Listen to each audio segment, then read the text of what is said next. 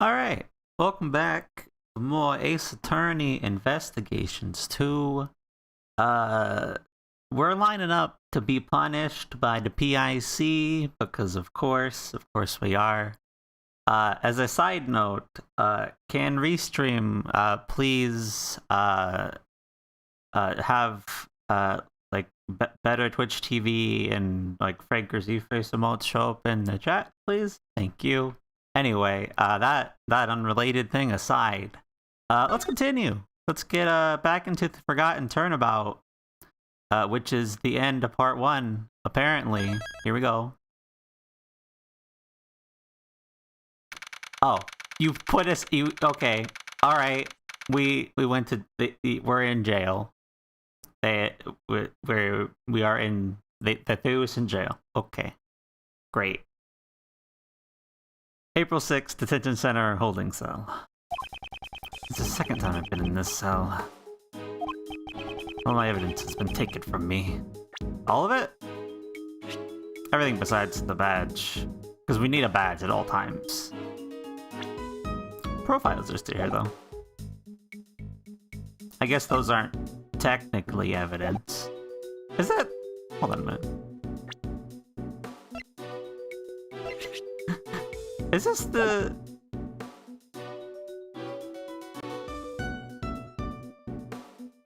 I'm pretty sure that's the old Lotta picture. It kind of looks out of place a little bit.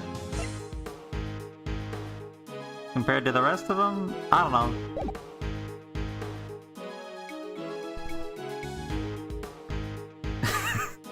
Yeah, exactly. At least that you keep the badge of a small criminal syndicate. Yeah, Lotta looks kind of weird, and next to all the new ones, but hey, whatever. Only thing I have left is Kei's Shigarasu badge. I'm worried about Kei. Is she alright? The culprit is me. I remember looking down at the person in the red raincoat. Mr. Edgeworth, it was me! The culprit was me all along.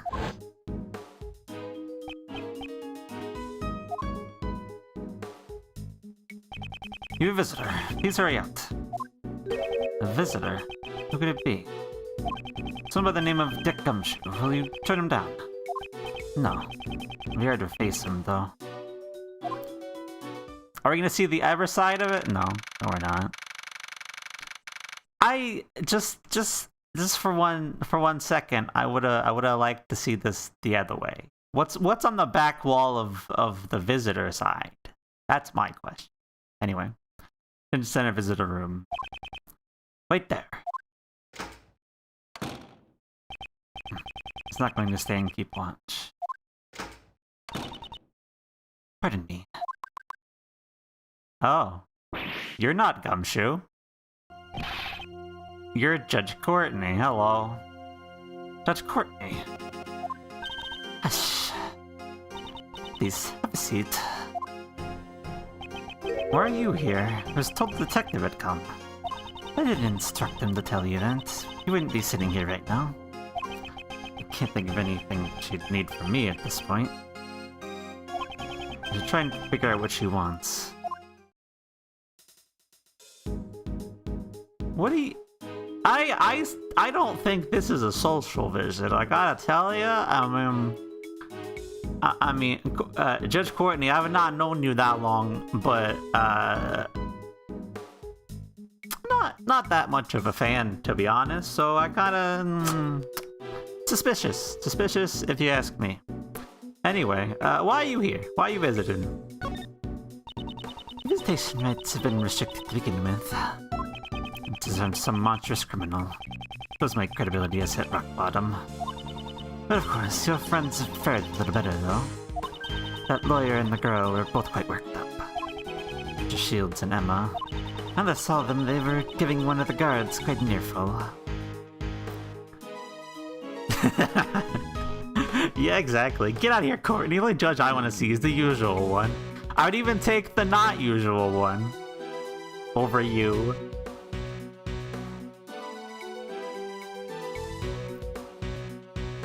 What? You don't mean... Be grateful. The goddess of law has been quite busy. They were spared punishment. It certainly seems like you've plenty of time for small talk. Oh yes, Prosecutor Von Karma is presently continuing the investigation. You're worried about them, right? So she saw right through me. What do you... Yeah, your goal. What do you... What do you want? Let's cut to the chase. Exactly what are you planning? Not planning anything. There is merely a question I must ask. You're asking me? Yes, of course. Who else is here? Objectively speaking, you are a clever individual, and you have a sharp mind. As a prosecutor, you are highly talented and capable. You're being ironic. Your sarcasm falls short. I'm being completely sincere. That's what I cannot understand. Take this case, for example. You're up against the PIC. There is no chance for you to come out on top. Even a child can understand, and yet you... Perhaps my younger self would not have done something so reckless. Me from before had power. That's why I thought justice was on my side. Just like you right now. However, because of a certain man, my self-centered sense of justice was broken down. Ever since then, I began to see people in a different light. Able to serve as a prosecutor only because of the support of the people around me. People like Detective Gumshoe. Oh yeah, there's investigators. K as well.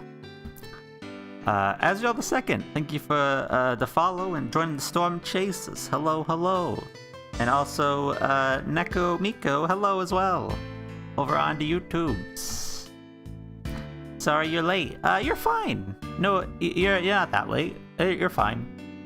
You know, people got stuff to do. You know, can't always show up immediately for a stream. I get it. It's fine. But just, thanks for being here, in general. Let's continue. Honestly, I'm even surprised how much I've changed.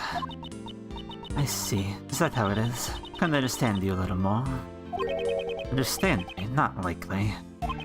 Someone like you, who forces her own sense of justice onto others, can never understand. I wonder about that. Is that what you think? Is that not the... Yeah, I would say that's correct. I could just say one thing. Maybe that this conversation has been very interesting. That is all. What's with... The conversation is coming to an end, however. I have one last thing to tell you. The date of your hearing has been set. I came here today to inform you. Today, in the PIC meeting room, you humbly accept your fate. That's all you wanted to say. Couldn't you just send a messenger? The holy words of the goddess of law simply cannot be entrusted to others. With that, Mr. Edgeworth, I bid you farewell. I shall be seeing you again later.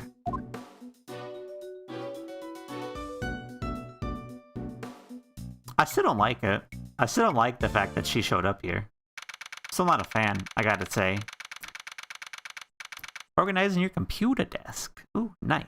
I had it organized. I had my desk organized, but it wasn't by me. So that's great. Anyway, back to our holding cell, I guess. Yeah, thanks. Oh.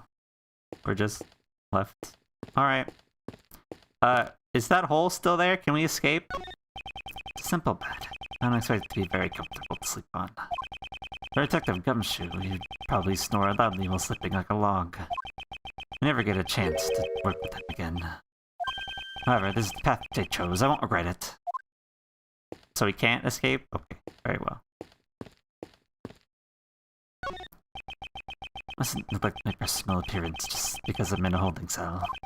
Prosecutor or not, this is my personal duty. My color's slightly bent. There. Well-groomed appearance reflects a well-groomed mind. From here on, I'll need to focus myself more than ever. Focus yourself more than ever in a holding cell. Yes, great. How am I? I'm good. I'm good. Doing pretty well, actually. It's a dining menu sitting on the desk. Seems I can get food delivered if I pay for it. Let's see. what we got? White moldy bread lunch set. Switch to moldy wheat bread for an extra $1. Excuse me? Oatmeal and grits set for a limited time. Get gruel at no extra cost. Thank goodness I'm not hungry right now. That you can't actually serve that to people, right? That's got to be like, you know, health code violations.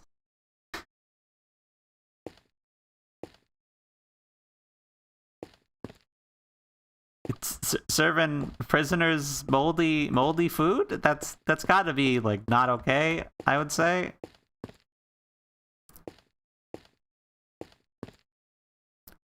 I thought you only stream on the weekend. No, usually I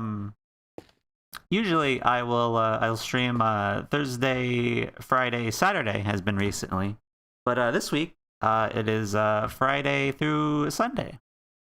I don't know if you have Twitter, Nekomiko, but I do post schedules every week over there. I really need to just pick a day and not even pick a day, just you know, set out all my streams as like waiting rooms or like stuff like that beforehand. But I don't. I need to do that.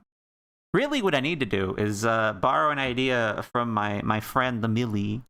And make my schedule for that week a slot in the future stream things, so you see it in there. But that I should probably do that. We'll see. Anyway, what's outside? Posting on the wall. Dice and Slice game. Roll the dice and slide your daily menu. Dice and Slice game has been cancelled due to the warden's arrest. I sincerely apologize to everyone who was looking forward to it. There's no need to apologize for canceling such a silly game. Oh? Another visitor.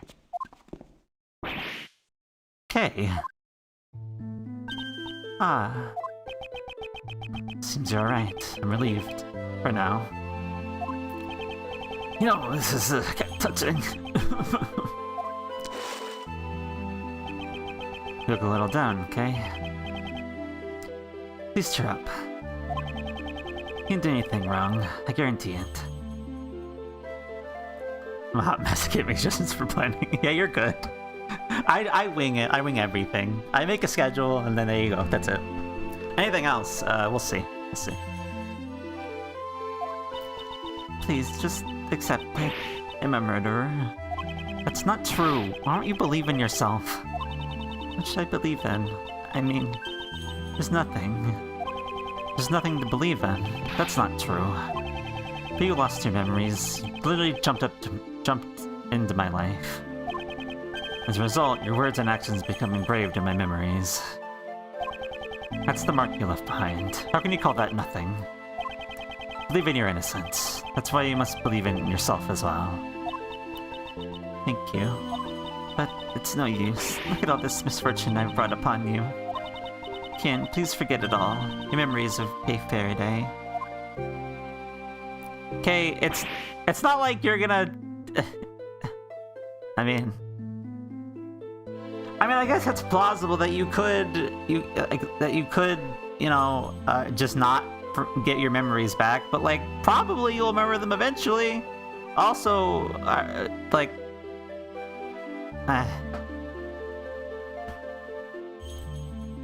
Okay.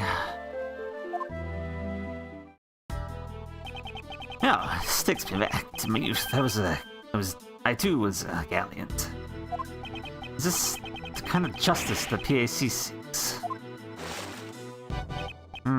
Justice, huh? I wonder. This man, what is he planning?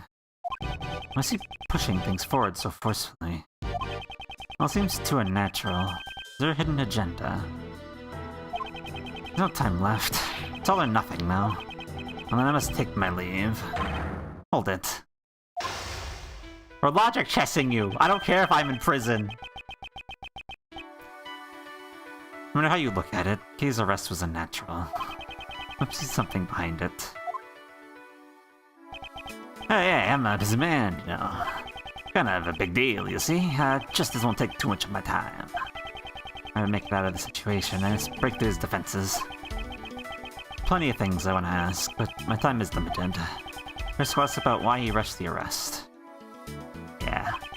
No intention of letting him push me around. I'll overcome this difficult situation. We must escape prison into the chest dimension. Yes, exactly. And, I missed this question. But, no, I have not watched Attack on Titan. I have no idea. Anyway, we're logic chessing. Let's go. Why do you rush the arrest? Why do you rush your arrest? Like a clear explanation. Explanation? What are you talking about? Don't play dumb with me. You clearly did not follow the proper procedures. Okay, maybe you should pipe down a bit. Do you even know what position you're in?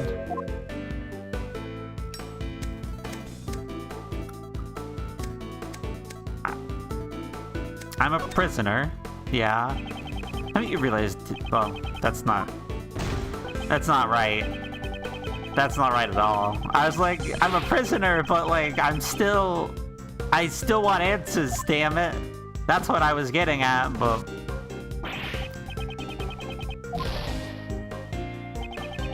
I'm a prosecutor at heart.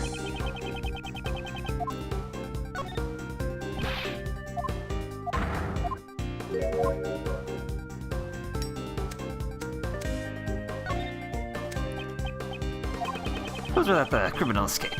What do you think will happen? What will happen?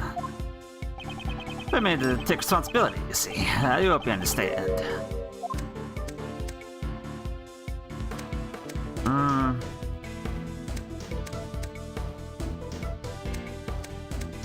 I don't feel like either of those are the right thing, though. Take my advice, stay out of this if you know that's good for you. Refuse, case innocent. You know, this is so pitiful. It brings me to tears. Why don't you just give up? Things are finally going well. Things were going well. Things are going well, you say. That's a strange way to put it. Well, it sounds like if you personally wanted Kay to be arrested. Far more than necessary. Haven't you lost your impartiality?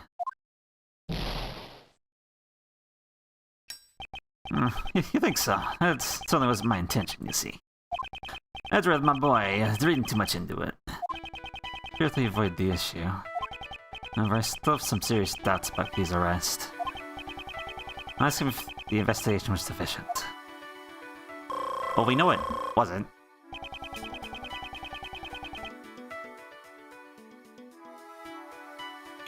Because we just looked around, you know, upstairs. And then we found a secret storage room. That's the only way to break the situation. Was it under your authority? Hard to say that the investigation was sufficient. The arrest was under your authority. Oh my, it already looked like that important. Prosecutorial Investigation Committee Chairman. It's quite a prominent title. Not that I care much for it. That was rather blunt. I'm shocked. I could cry. Sorry, flattery is never my forte. If you keep talking like that towards me, you'll never get your prosecutor's badge back, you know. I don't need it. Let me make this clear right now. I don't live for the sake of my badge. Status means nothing to me. Do you understand?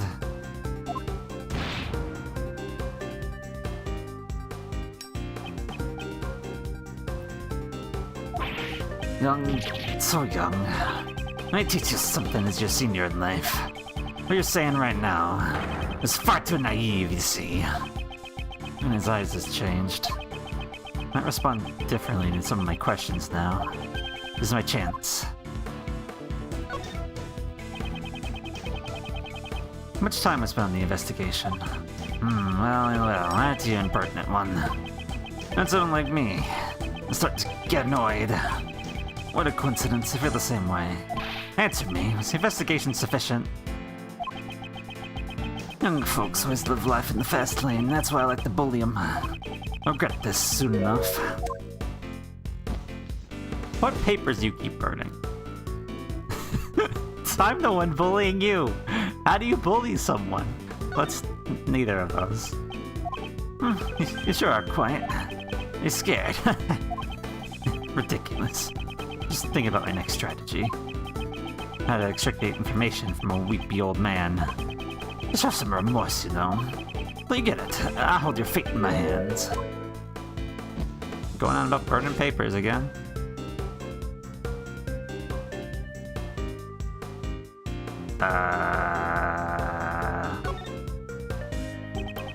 Nope.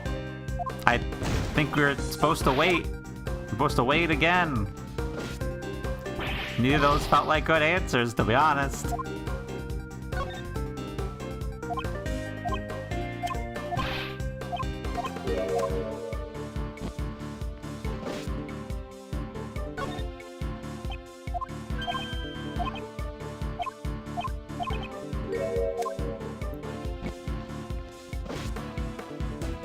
Wait and see again. In any case, if you obtain some information, there's nothing you can do. Just give up already. Refuse. Why have I asked why? It's simple. Truth is fading away. That's all there is to it. I see I'm trying to understand what kind of person you are. But you know, it's all useless. Nothing to make me cry. Give it up. That girl's guilt has already been decided.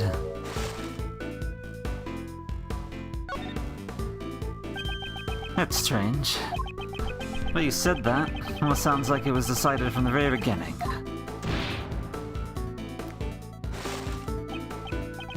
What are you trying to say? The rest was planned. Yes, it's clearly unnatural. Everything is progressing as if Kay's guilt was predetermined. It wasn't Kay's arrest, planned from the start. I see. That's an interesting theory. I have time to indulge your flights of fancy, you know? Why don't we put an end to this silly conversation? Curses, he's trying to get away. But I must find out the arrest was lawful. Ooh, we're going now. It's very faint, but I'm getting to see the path of the truth. Can't let the opportunity slip by. I won't ask you. Please wait, there's still something I want to ask you. Don't breathe for a little titty. Keep it short, okay? See the basis for your... Put together what you've told me up until now. Can't help but say there's no basis for Kay's arrest. Yes, I understand, you see. But you know, it doesn't really matter either way. You can't return our arrest. Irresponsible. You still claim to be a man of the law. My, those are some harsh words, you know? You know, you're starting to make me a little angry. I'll say even harsher words. Nope, that wasn't it. That wasn't it at all. That wasn't it.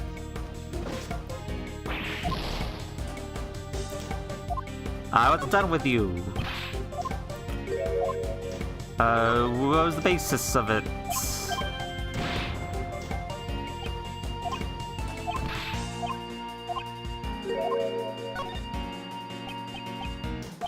You see, to be honest, I can't really answer all your questions, you know. That's just the position I'm in, you see. I'm a busy man, you know. I ain't just pretending to be busy. That's cruel, you know. This old chunk of coal has been working like a dog. Pretending... Just... What do you think that would accomplish? You don't want to talk about it. You don't want to talk about the case. Isn't that why you're trying to get away from this place? How sad. Yes, how sad indeed. Do you really suspect little old me? I do suspect you. I'm confident about it. There's clearly no basis or case arrest. My, have you forgotten? Wasn't there evidence? A mess, a letter, and the corsage, all were found in another girl's possession. Not to mention, she never even confessed. Even confessed, even chose to prove the basis of her crime. That's... Any objections? Objection! Oh, come on. You can't give me objection in all caps and tell me not to do it. Come on, man. You can't write out objection and tell me not to object, man.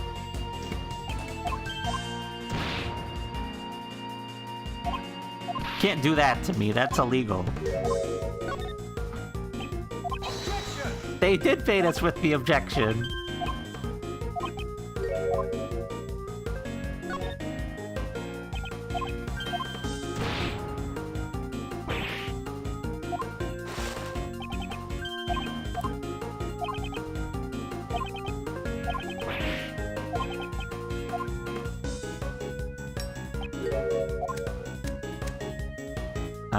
Wait, see? You see, no response. It's true, I have no objections. Although, there is one point that bothers me. This man seems awfully familiar with the evidence. Remember everything without missing a beat. That intrigues me. This could be a useful clue. Okay, he's not the culprit. That's a rather bold claim, you know. Maybe we could shout objection to the top of their lungs, you see, Mr. Former Prodigy Prosecutor. Oh, that just hurts me. That just hurts me in general. Well, shit. Alright.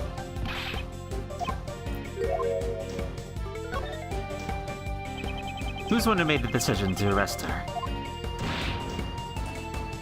Well, I can't say I remember. Criminal was a terrible thing, you see. My memory is not what it used to be, you know. Use that clue, yeah. You remembered all the evidence, though. Don't play dumb with me. You remember all of the evidence in full detail just now. Stop ever being a forgetful old man when things aren't going your way. Now then, who's the one who made the decision to arrest her? I see, you're a sharp one, aren't you? You know, I wish my son would learn from you. Because he's a real idiot. Not interested in your son, who made the decision for the arrest. You're a bad man, you know. Don't you already know? One order to arrest. Judge Courtney. That wasn't just Courtney, it was you. My time. Not my time. Ow. My time. I might actually run out of time this time. Time.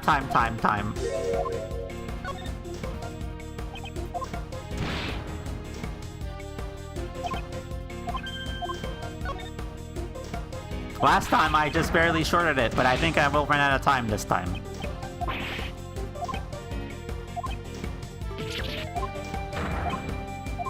It was you. Person right in front of me. I'm certain of it. Ouch. You make it sound like I committed some kind of injustice. Guess I'll have to clear that up. Mine is at stake here, you see. Very well, I'll continue to play along with you. Until you are satisfied.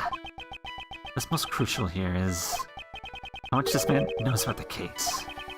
You can reveal that. Yes, give me my time back. Do or die. I can overcome this. I'll reach the truth. You know quite a bit. Seem pretty familiar with the case. Well, as man, you know, I'm familiar with most things, you see. I don't think it was very wise of you to arrest Kay in this case.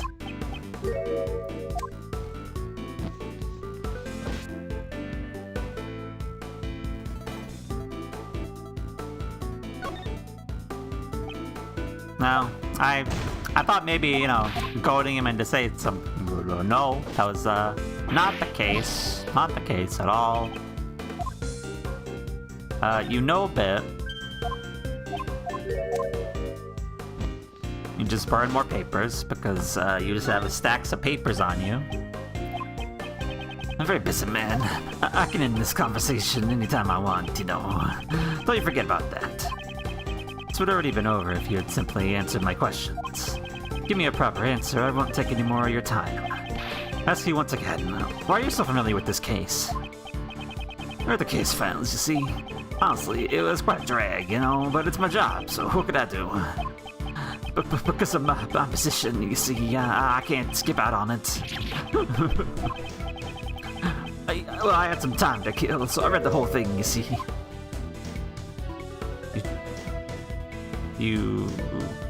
But these are good questions. You said you were busy. That's strange. Didn't you just say you were very busy?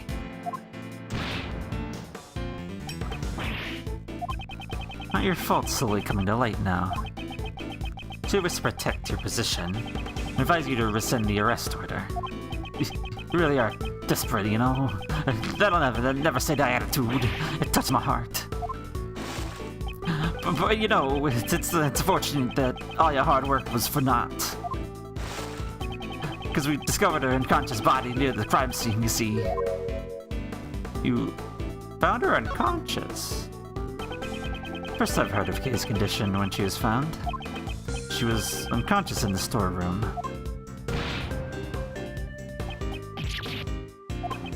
That's right. The source of that information is classified, though. I know things I don't even know. Do you know the whole story behind this case? To be useful clue. About Kay. Suspect regarding Kay. What do you know about her?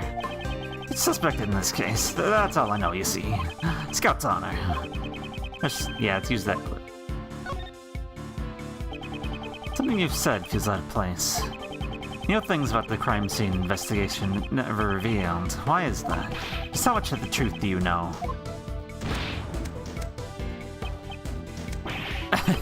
You're making that forceful face again. You know, it kind of makes me want to do the same, like this.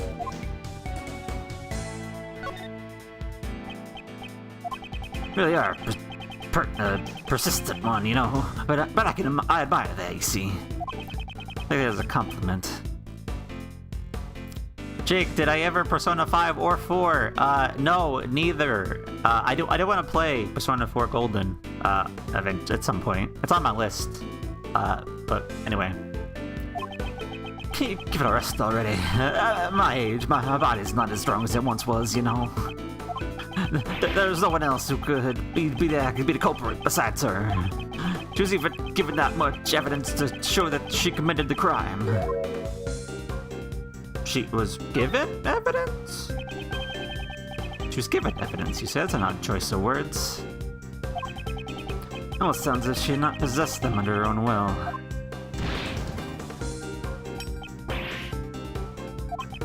I see. You do have a fine eye for the details, as expected of a former project prosecutor. Already found your answer, haven't you? I'm listening, so go ahead and say it. There's no need to hold back. Finally wrenched open, heavy door to the truth. All that remains is to strike the final blow. Kay's not the culprit. My, that's a rather bold claim, you know. Anyone can shout objections to the top of their lungs, you see. Mr. Former Project Prosecutor. So break through this with that clue. Kay was framed. True culprit is planning on blaming her. That's my answer. Oh, you set your beard on fire! Oh, you're good.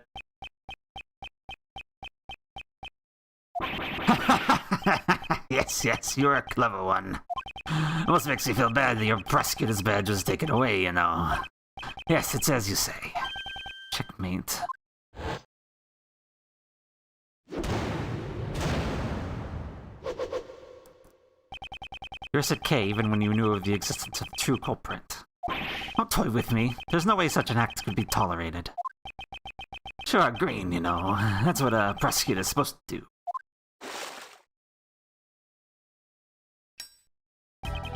It'll work out fine if I make her guilty. Who'd desire such a resolution? I'd say maybe the PIC and maybe me, you know. I heard your words just now. I could barely hold back my tears, you know. You're just so splendid, you see. It burns me up inside. Not the most perfect piece of work, you know, so I can't forgive such youthfulness. Say the truth is important, but, you know, But do you know the real value of the truth holds? I wonder if you can still say the same thing. What are you trying to say?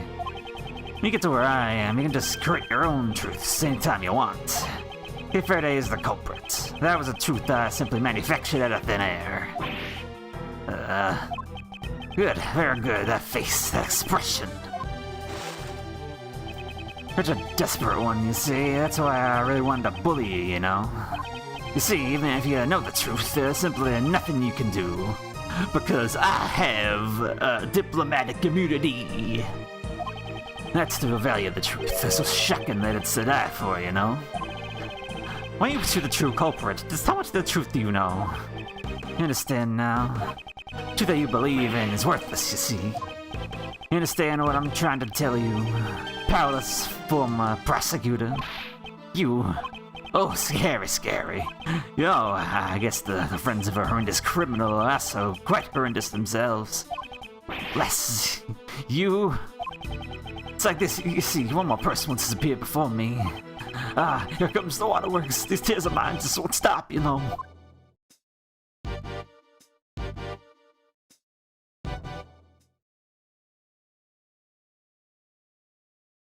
Oh, fuck. I've never had, like, someone who's, well... My working theory is that he is the murderer, but, I've never... I don't think there's ever been a murderer who's walked up to you and be like, hey, I'm the murderer, but fuck you. There's nothing you can do about it. I mean, I suppose the immunity reference I made was kind of a case of that too.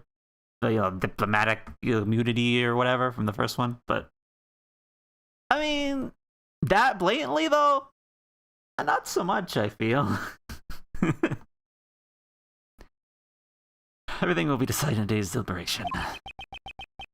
I mean, Gustavo kind of did last case. Well, true. That's true, but he didn't give it to us. We figured it out, though. We just talked him around and bested him in logic chess, and he's like, yeah, listen, this is all bullshit, but it's gonna be bullshit. Fuck you. That's...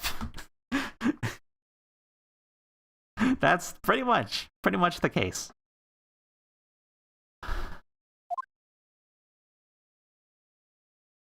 Here we go.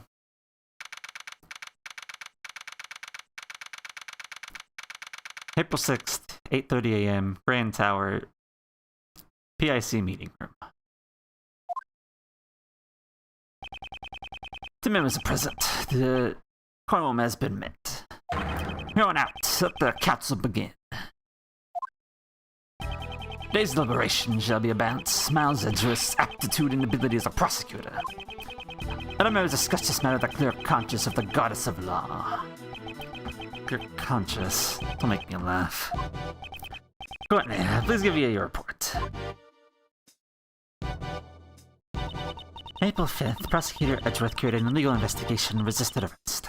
He was arrested by 2 of our members who caught him in the act, myself and Blaise the Boss. Prosecutor Edgeworth disrupted the investigation of Attorney Jill Crane's murder. Convinced the culprit, Kay Faraday, was arrested without sufficient evidence. Even now, his claim remains unchanged. Tell us more about the murder incident. April 5th, the victim's body was found here in the PIC meeting room. Regarding the details... I, Sebastian the best prosecutor will enlighten you. Prosecutor in charge, Sebastian the Best, will explain the rest of the details. What happened on the night of April 4th? The victim was one Jill Crane. The same night, a black market auction was being held in this very meeting room. I guess Miss Crane was taking part in the auction. Yep. Murder occurred in the middle of the auction, didn't it? Miss Crane was found. She was dressed like the conductor of the auction. However, based on the fact that the auction continued after the murder occurred, I deduced that Miss Crane could not have been the conductor. The one who made that deduction. Sebastian, please show everyone the basis for the arrest of the culprit. You got it, Justine. Kay Faraday was unable to bear the weight of her good conscience. I believe you mean her guilty conscience. Yes, it was her guilty conscience that drove her to confess the crime. According to your confession, on the roof of this building, made a figure in a red raincoat on the viewing platform. Who was wearing a red raincoat? Yes, that's correct. The culprit used the conductor's clothes as a red herring to mislead us.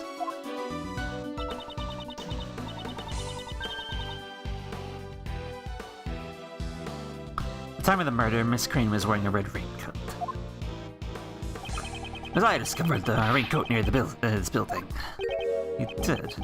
Sure is the forensics team who found it. Be more precise.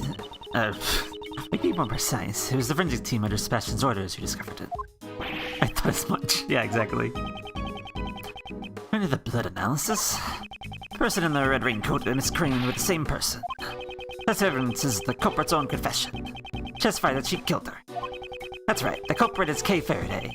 It couldn't have been anyone else but her.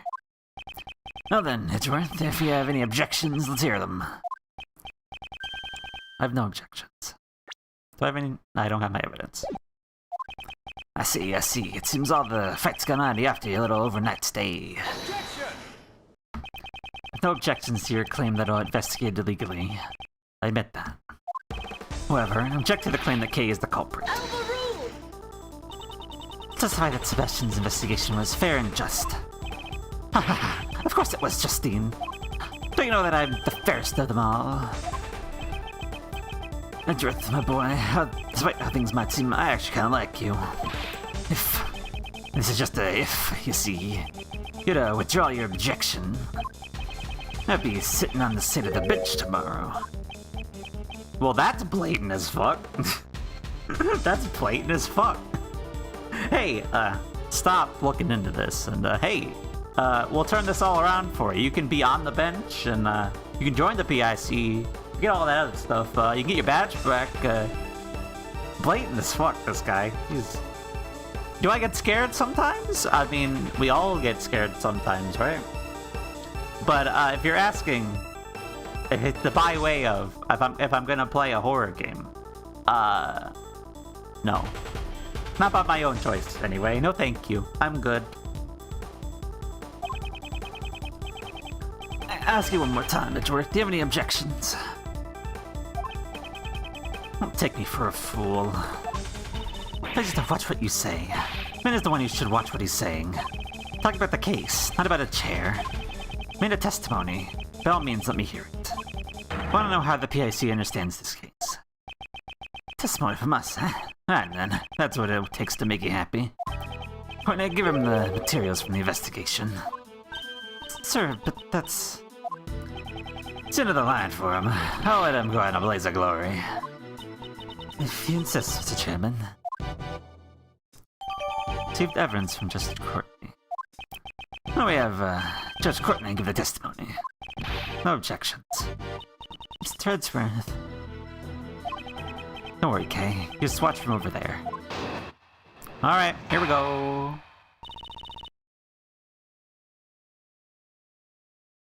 Summary of the case.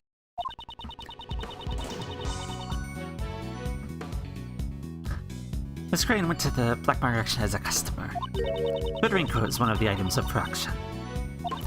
Indeed that she left her seat after winning the bid for it.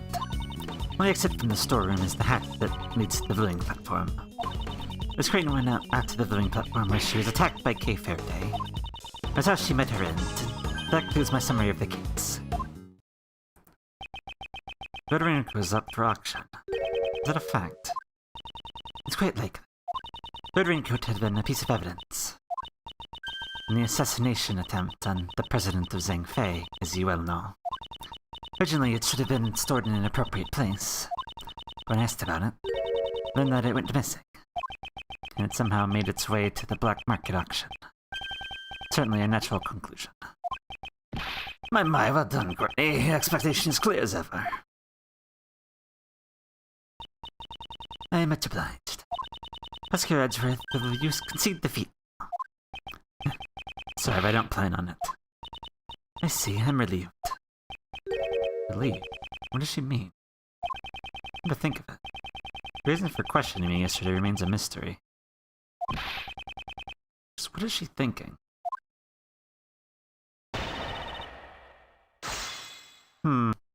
I wonder... Huh. Well... I wonder if Judge Courtney over here isn't, actually being like, this case is kind of fucked. It's kind of... Like, she gets what's going on. She's trying to help? Sort of? On our side, at least? A little, maybe? Maybe. I don't know. Maybe she has her own agenda. I don't know. I went as a customer. One of the items up for auction. She left after winning the bid. Only exit leads to the viewing platform. Into the viewing platform, she was attacked. That's how she died. I see. Let's just press all of this, actually. You're saying that a member of the PIC was involved in illicit dealings. Regarding that, I have no response. It's alright, you know, after all this zeroing over, we're gonna have to clean up our act. Send the ducks. Mr. Chairman. No, it's only natural, you see. There's no need to flatter me, you know. But you know, that has nothing to do with you at all, Edgeworth. Because by then, you won't even be a prosecutor anymore, you see. Well, now this DFO business has been cleared up. Guess I'll continue. Do I like cats or dogs? I like both. I've had dogs before, but I most recently have cats. Well, sort of have cats. Sort of have cats. So yeah, they're both good. I feel like I like dogs a little more though, if I had to say. Red Raincoat. The Red Raincoat was also up for auction. It belonged to Shelley the Killer. Based on the circumstances, it was considered that it was an item for auction, you see. That's what he wore when he targeted the president of Zhang Fei. The mannequin is positioned unnaturally amongst the auction goods. Might have been where the red raincoat has been on display. Yeah, probably. You know how the goods were procured. We're currently investigating it, but it's none of your concern, Prosecutor Edgeworth. Soon it'll be nothing more than an ordinary individual. Then it'll be finished. And the result of its deliberation have already been decided. Enough about me. Please continue your testimony. This raincoat had been up for auction. Left their seats. Yeah. Why the victim immediately leave her seat? That would do with how the auction was conducted. In the extra the winning bid, the winner was required to pay for the item immediately. Next up with Mrs. Hart's testimony. Here that Miss Crane paid her bid for the raincoat. And immediately tried to leave the auction.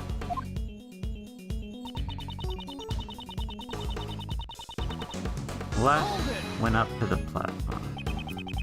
The victim was a PIC member. Couldn't she have also just left the meeting room? She had done so during the auction. Its existence would have been revealed to the public. Miss Hart knew about it. Seems the cat is already out of the bag. It doesn't require to enter and exit from the hatch. It's simply following protocol. Starting where the murder took place, he must have tried to leave through there.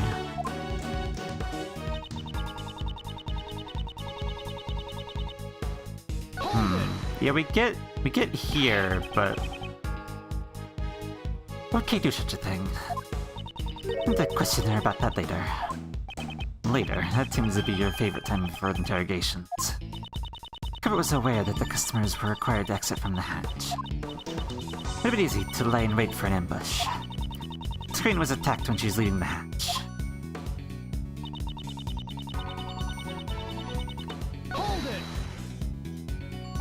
At her end? What do you mean by that? Passed away, or to be precise, she was murdered. The candelabra was one of the items in the auction. Therefore, Kay should not have been able to get her hands on it. She was able to lie in wait for the attacks, and she must have known about the storeroom. She sneaked into the storeroom during the auction. She could have obtained it. Now, if we only had some way to know for sure. But the candelabra was during the entire auction, you know. How about it? There's no such evidence. My apologies, we hope to find that evidence soon.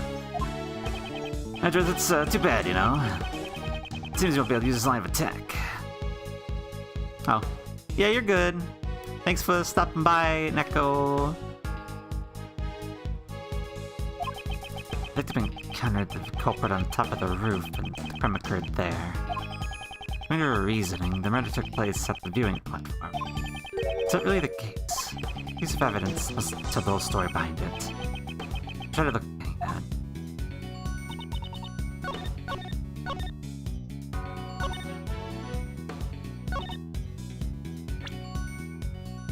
I mean, if you... What about the blood, though?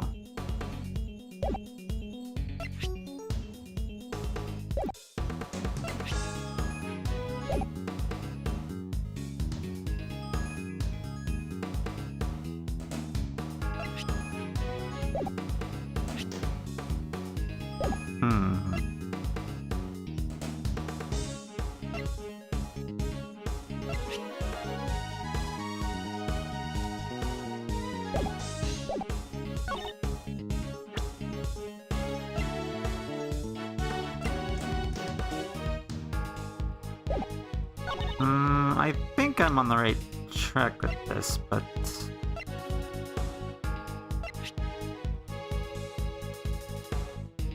Objection! Not that way particularly.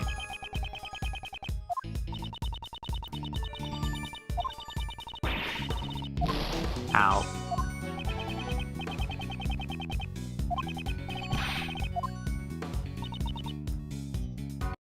Let me just, you know, do the usual and load up, you know, my Game Shark. Don't worry about it.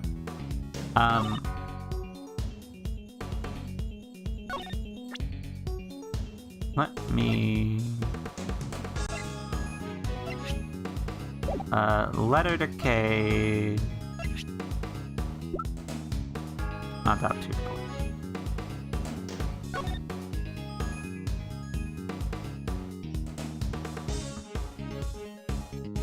Yes, the good... yes, the good old Game Shark, because, listen... I don't want to waste all my tries, because I'm not presenting the right thing.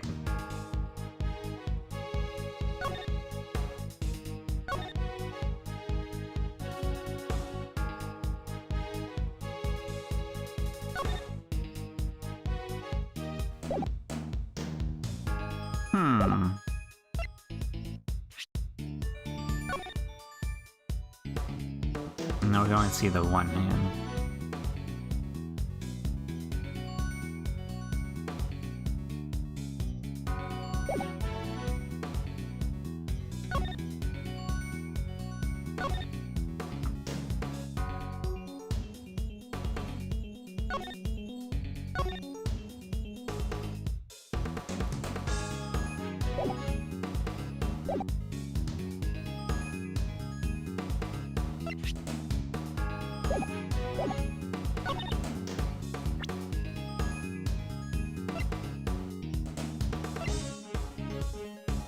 But my next follow-up question is like, okay, how did Kay get the body into the PIC room, though?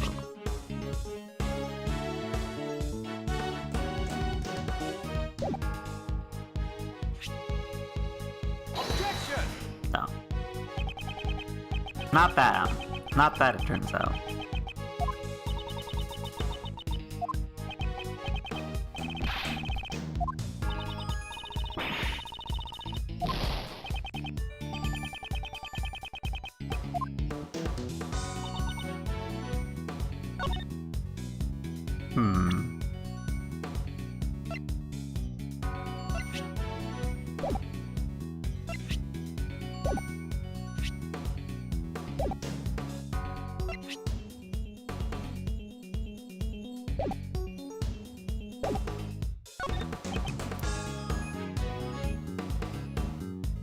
Counted on the rooftop, crime occurred there.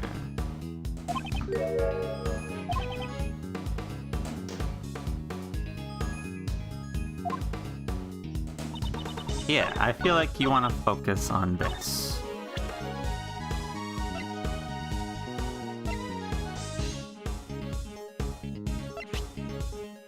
Objection! No.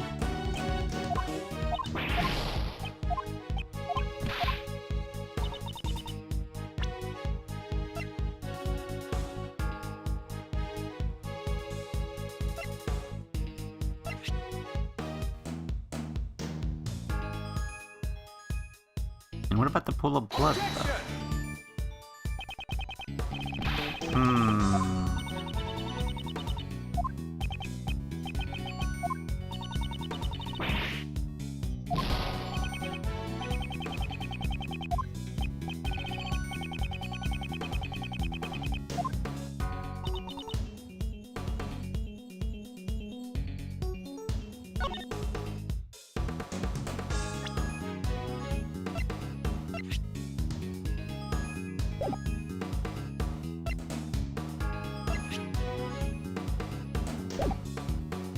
Oh. Actually.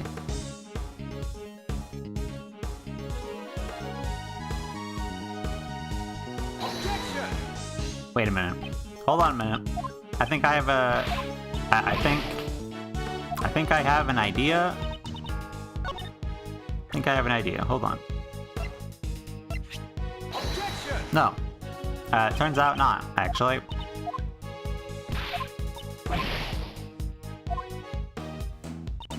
Because I was gonna say, like, if you did it on the roof, like, shouldn't the raincoat have, you know, stab holes in it?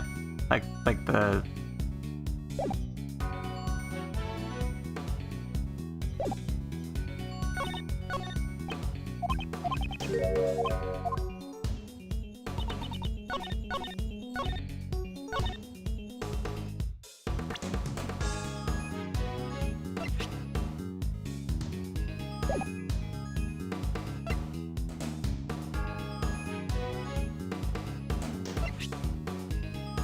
Objection! I think I did that already, actually.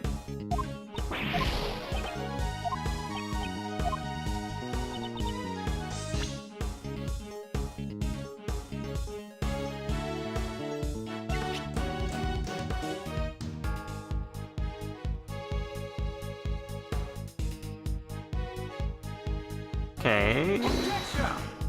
Not that. I feel like I am kind of blindly just throwing evidence at the wall at this point, but like... I know it's something with the platform, but I threw both of the... I threw both of the blood evidences at it.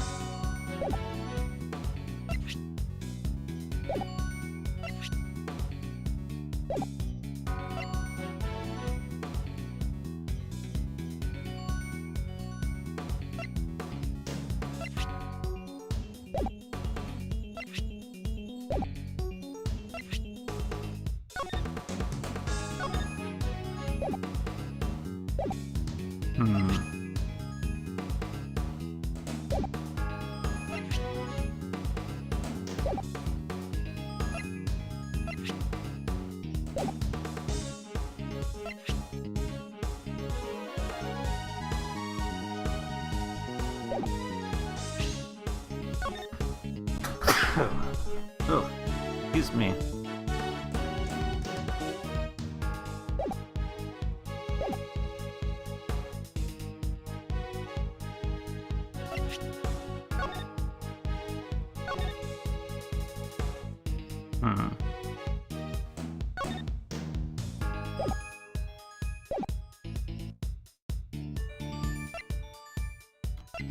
I'm very much grasping at straws at this point, because there's a clear answer, it's just, I don't know what answer you want. And where.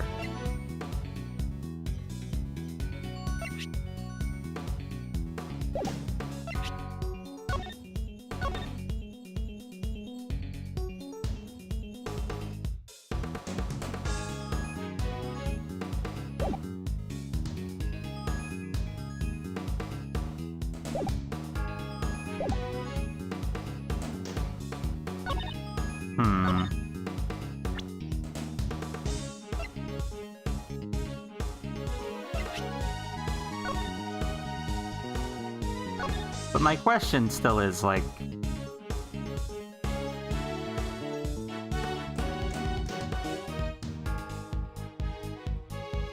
If you weren't already wearing this, then how did you get stabbed like that?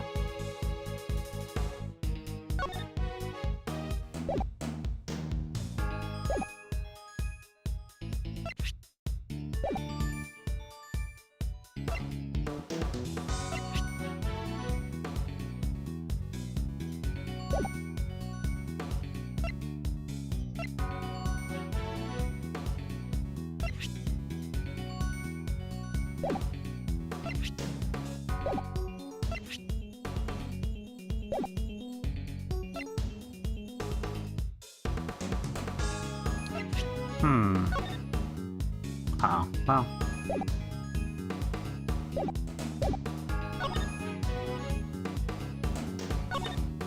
Actually.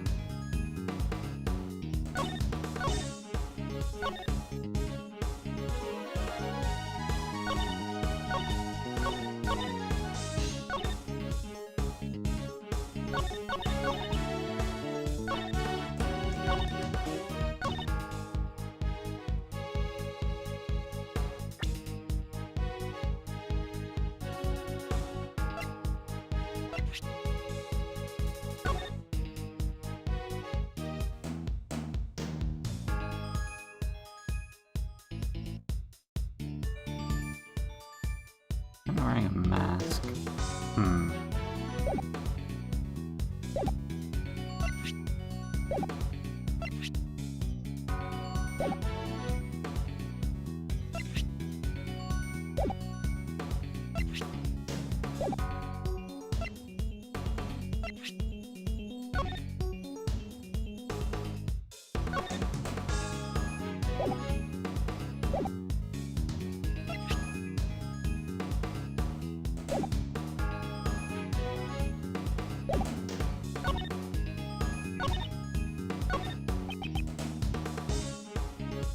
You can encounter the culprit on the top of the roof. The crime occurred there. Under your reasoning, the murder took place at the viewing platform. Is that really the case?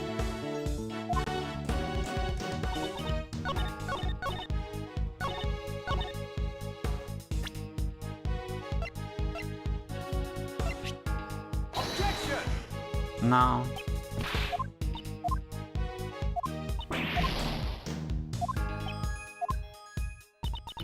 I am kind of hitting a wall of, like, I presented, like, everything. That's wrong as well.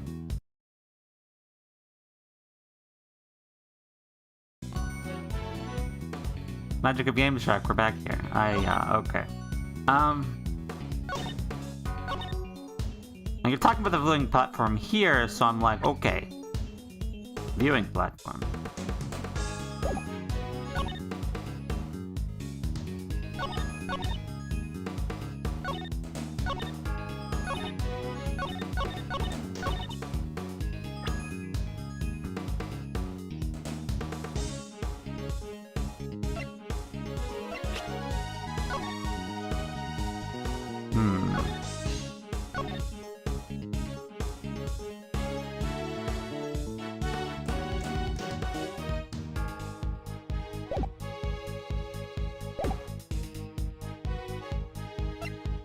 When is this ticket from?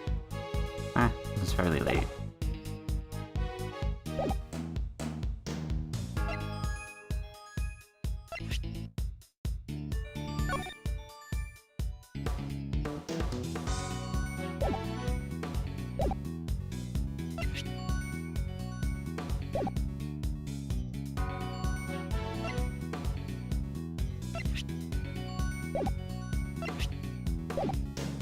Pretty sure I presented all of this stuff already.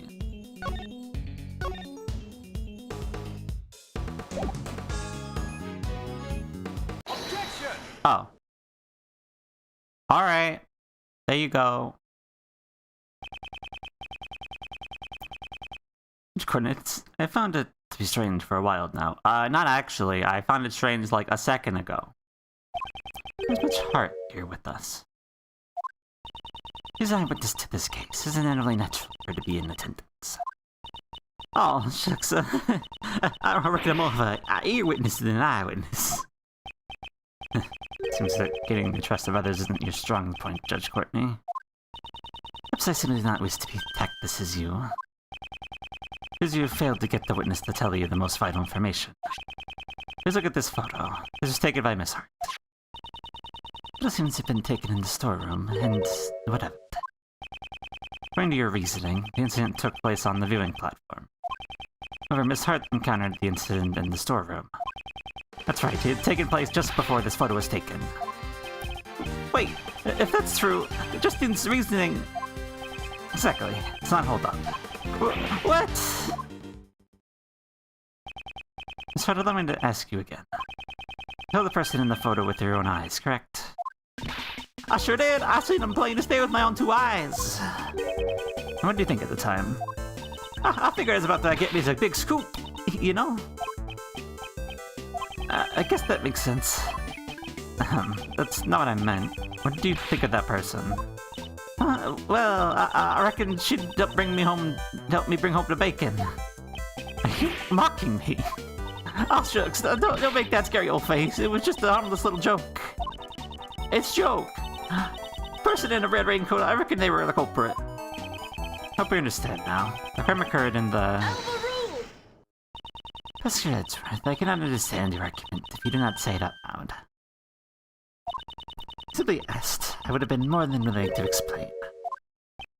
Explain what? Sounds of Miss Hart's may not necessarily be related to the case. That is impossible. What are your excuses? Was the voice that Miss Hart heard really that of Miss Gray? It's a shady conversation, but had something to do with the case. Your voice sound like... Her voice? Well, it beats me. I was supposed to know. They're both using voice changes. Yes, the voice Miss Hart heard had been altered by a device. It was therefore a question whether or not they have any bearing on this case.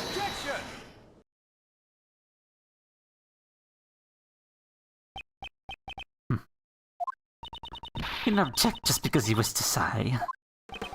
Judge Courtney, it seems I have greatly overestimated you. Oh no, Courtney, it's quite amazing, you see. Playing with the sounds Miss Hart heard have no bearing on this case. And if they do not, it does not change the fact that the crime took place in the store. At the very least, the crime must have occurred before the victim went to the rooftop. Reason being...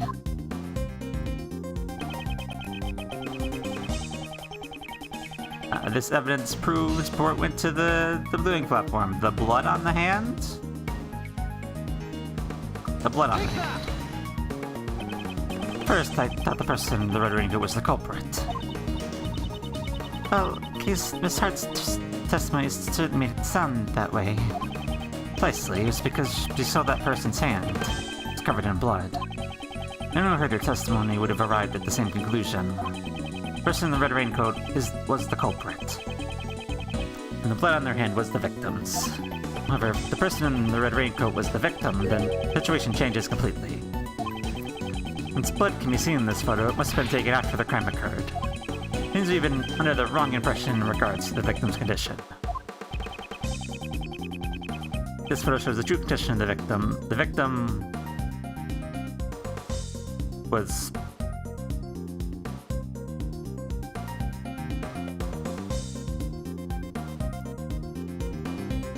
still alive after the attack?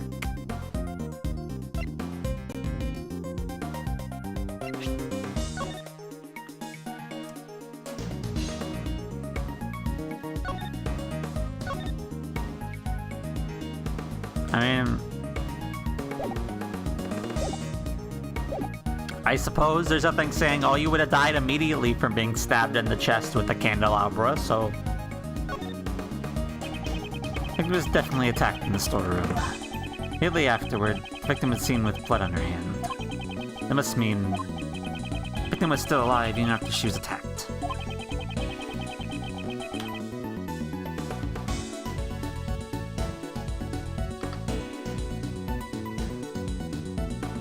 Blood in her hand was to come from her own wound. Oh wait, are you saying that she died from a hand injury? No, that's not the case. Especially just held her hand against the wound. Having seen this photo, but at the moment she must have already suffered a fatal wound. Oh, that's true, and it changes a lot of things, you know? As you understand, there's a few to the allegations against Kay. He encountered the victim after this picture was taken. I believe at that point in time the victim was already on the verge of death. Likely Kay just happened to be present when the victim reached the end of her strength. It's quite the coincidence. Indeed, I can only say that she was at the wrong place at the wrong time. Professor Edgeworth, it seems that you've forgotten a crucial fact. Ah, you mean that, right. She must be pretending that he hasn't noticed it, you see. What did you say? Like, you imply that I forgot something. Courtney, I think it's time I gave him his last rites. Hey, Pops, just seems with me, you know? Don't order around like that. You know, even though my son, you're so embarrassing. I'm not embarrassing. I'm sorry, but you're both rather embarrassing. Just give Mr. Edgeworth his, very well. I'll give him his last rites. They are both very embarrassing. Edgeworth's contradiction. The body was found. There were 3 wounds in Miss Crane's chest. I'm sure you're well aware that kind of wounds these are, right? Yes, she was stabbed in the heart with the 3-pronged candelabra. Any person who could survive such an injury. Please take a close look at the autopsy report. Can you still say the same thing after reading it? Well done, Justine. With this, Mr. Edgeworth will... for a rebuttal, of course.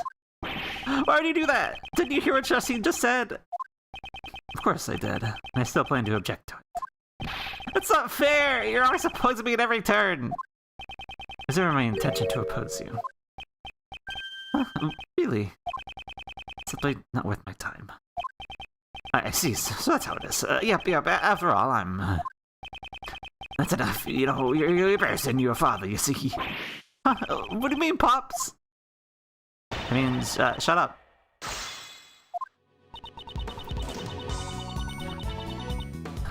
Three wounds.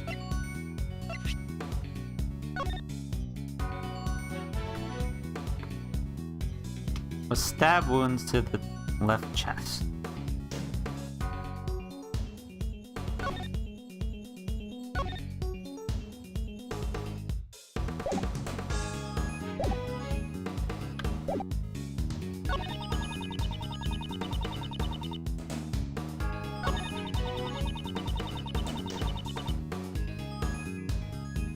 Where do you get you stabbed in the heart?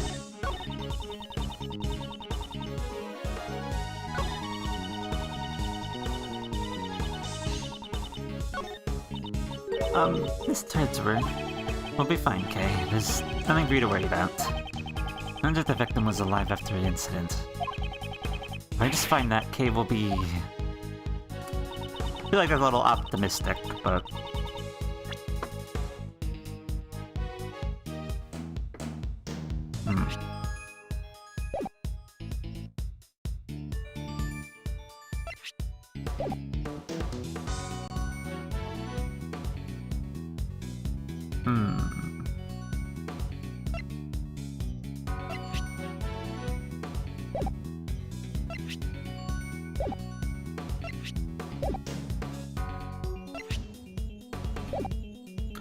was alive after the incident. Hold it! 3 wounds. That sounds rather painful. Indeed. Must punish the culprit accordingly. Okay, don't listen to what she says. Judge Courtney, please continue your reasoning. Very well, see 3 wounds.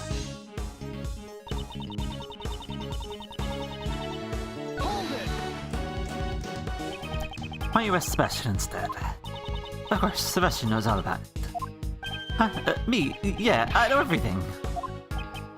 He's obviously lying. Sebastian, maybe you should see peek at the autopsy report, you know. Let's see here. Fatal wound was caused by the candelabra. Oh, so that's how it was. The cause of the wound was just a Sebastian's head. And the heart, though? The cause of death was a stab wound to the heart. Is that correct? This kind of lever pierced fate into her heart. This was Dr. Young's medical opinion. It must be the truth. For his medical opinion follows my own opinion. Therefore, it's perfect. I cannot ignore the autopsy reports, however. Hey, don't ignore my opinion! However, the cause of death was a stab wound to the victim's chest. Why not contradict that piece of evidence?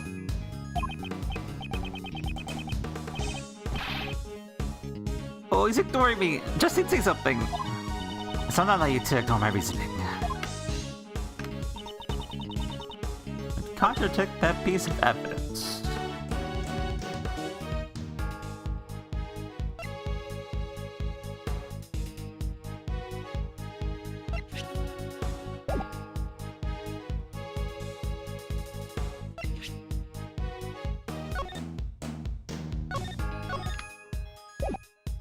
The letter that wasn't stabbed through?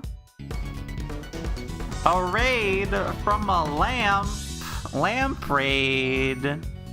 Welcome, welcome, welcome everybody! Hello, hello! Thank you for the raid, Lamp. I hope Genshin went well with the captain, Millie, and everybody else. I hope they went well. But welcome, welcome in. Hello. You may have seen me. I'm a mod for the Lamp, as well as a friend of the Lamp as well, too. But hi, I'm a Storm Deity. Jake is my name. And right now, I am playing Ace Attorney Investigations 2 for the first time. And yes, as Manju said, welcome to late game Ace Attorney Investigations 2. So at this point, we're deep into it. I can't explain all of this to you. But welcome in, welcome in. If you like to stay and listen to me voice act? Nah, poorly read everything in voices. That's what I have to offer here. But in any case, thank you, Lamp, for the raid. We will continue. So there. Okay. Hold it! Cause of death was a stab wound to the heart. Is that correct? Yes, the caterpillar pierced right into her heart. Since this is Dr. Young's medical opinion... Yes... Can't ignore it. The cause of death was a stab wound to the victim's chest. Why not contradict that piece of evidence?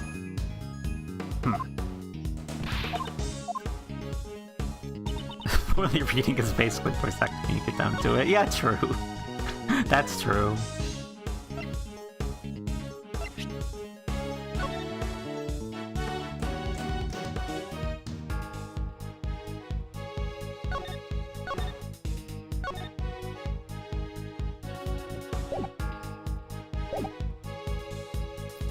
There's still the thing of the letter that doesn't match up, but I don't know if that's the answer. But before we get there, I'm just gonna use my Game Shark real quick. Don't worry about it, it's fine. Let's try the letter. Objection! No, it was not the letter, actually. It turns out, was not that.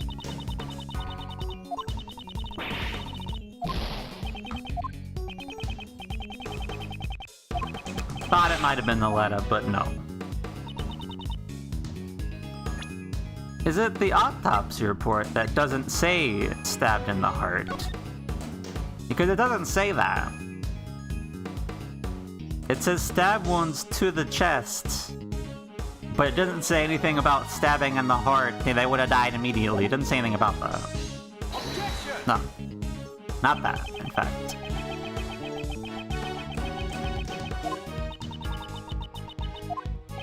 And what is it? Is it the raincoat? Is it the raincoat this time? She was stabbed wearing the raincoat.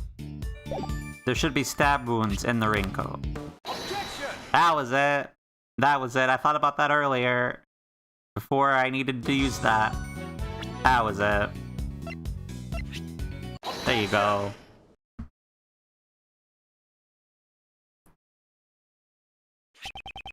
Chairman the best, you know what this is.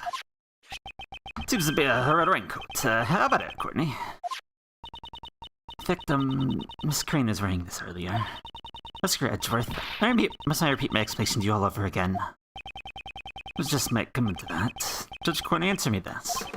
Red raincoat was stained with blood. You happen to remember where specifically those bloodstains were located? Of course I do. They were on the hood. Wait, it can't be. But what does this mean? Judge Courtney, where are the any other bloodstains besides the ones on the hood? None were detected. Do you think it's strange? The victim died from a stab under the chest. In that case, there should have been bloodstains on the front of the raincoat. However, the only blood they found was on the hood. It's a huge contradiction. Why is that man waving around an ignited lighter? I don't know. He set his beard on fire earlier. It was kind of a... He fixed it though. He cried a little bit and he poured the... He cried on it and it went out. So it's fine. I don't know why. I don't know what his deal with lighter is. No idea. He loves them, I guess. The wound in the victim's head is an ordinary wound. After all, the victim sustained this wound before she was stabbed in the chest. It does appear that way, doesn't it? The victim first suffered the head wound. If he'd already been stabbed in the chest, the raincoat would have been stained with blood. Therefore, it is unthinkable that her chest was stabbed before she suffered the head wound. So order of the wounds would be first the head, followed by the chest. However, does it really change the situation? With this, a contradiction is born, and that overturns all of our assumptions up until now. The chain's really that great. I look forward to hearing it. Well then, this contradiction, why don't you show it to me? With evidence. Please, for evidence, show the contradiction that arises from the order of the wounds.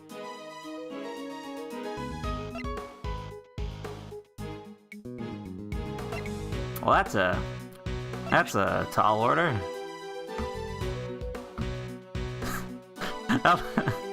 Hello, Scarlet. You're maybe a little behind, but that's fine. That's okay. Welcome. Hello. How you doing? Hopefully you're doing well. Briefly, I'm in late game of Ace Attorney Investigations 2, playing it for my first time ever. You want a tall order from me? What evidence do you want? It rises from the order of the wounds.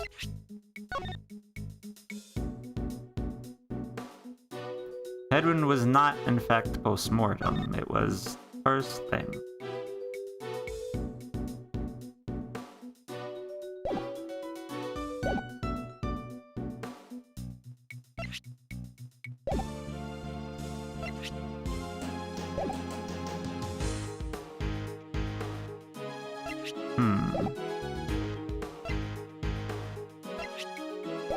I don't think it'd be the letters or anything.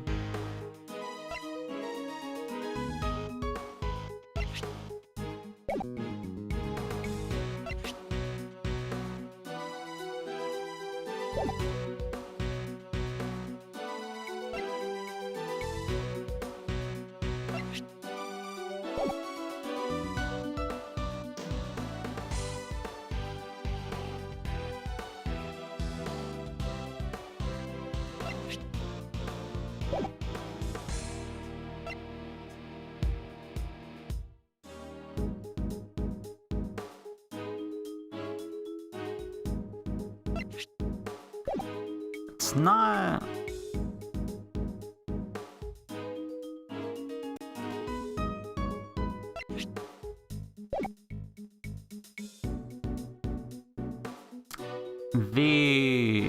Actually... The masks. The masks. Maybe. Take that! No. No, actually. It was not the masks. Not quite. Nobody knows what I'm talking about. thinkable that her chest was stabbed before she was suffered the head wound. Thus, a major contradiction is born within that piece of evidence. You mean the autopsy report is the... Victim sustained her head wound before she stabbed in the chest. Huge contradiction. I mean, it's not the obvious autopsy report, is it? Why is the autopsy report wrong? Just in case this is also wrong. Game Shark time, let's go. Okay. Autopsy report? Take that! Oh, I thought that was too obvious, but... Alright, never mind. This is the autopsy report written by Dr. Young. According to this, the head wound was post-mortem. That's not what the raincoat shows. Exactly, it's the exact opposite. Hey, the fragment someone Miss Dr. Bonnie Young at once. So we heard she has to say we cannot close the curtains on this case. Yes, ma'am, understood. Dr. Young is a busy person. It will take some time for her to arrive. In the meantime, let us try viewing this case from another angle. There's something that's been on my mind. One of the key figures in this case. The conductor. We still don't know who that person is. Well, you mentioned it. Even after investigation, we still have no idea who it is. The conductor has come up time and time again during this hearing. However, at this point in time, their identity remains a mystery. How about it? Do you have any ideas? So I'm not sure at the moment. However, there's someone I have in mind. A certain individual involved with this case who might know something about it. Who's that? Plays the best. Demand your testimony. What? Don't say such a stupid thing. Why would you suspect Pops? You're trying to cast suspicion towards the chairman of the PIC. I understand what that means. Status and prestige mean nothing before the truth. The man is trying to pin the crime on Kay. Since those in Kay's possession, the ticket stub, the mask, the corsage, his items does not come into her possession out of her own volition. The ticket stub? I mean, I think he did say that earlier, but...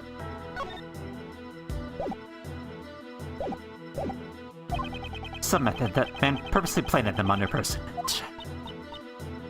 It's hard to believe such a sudden accusation.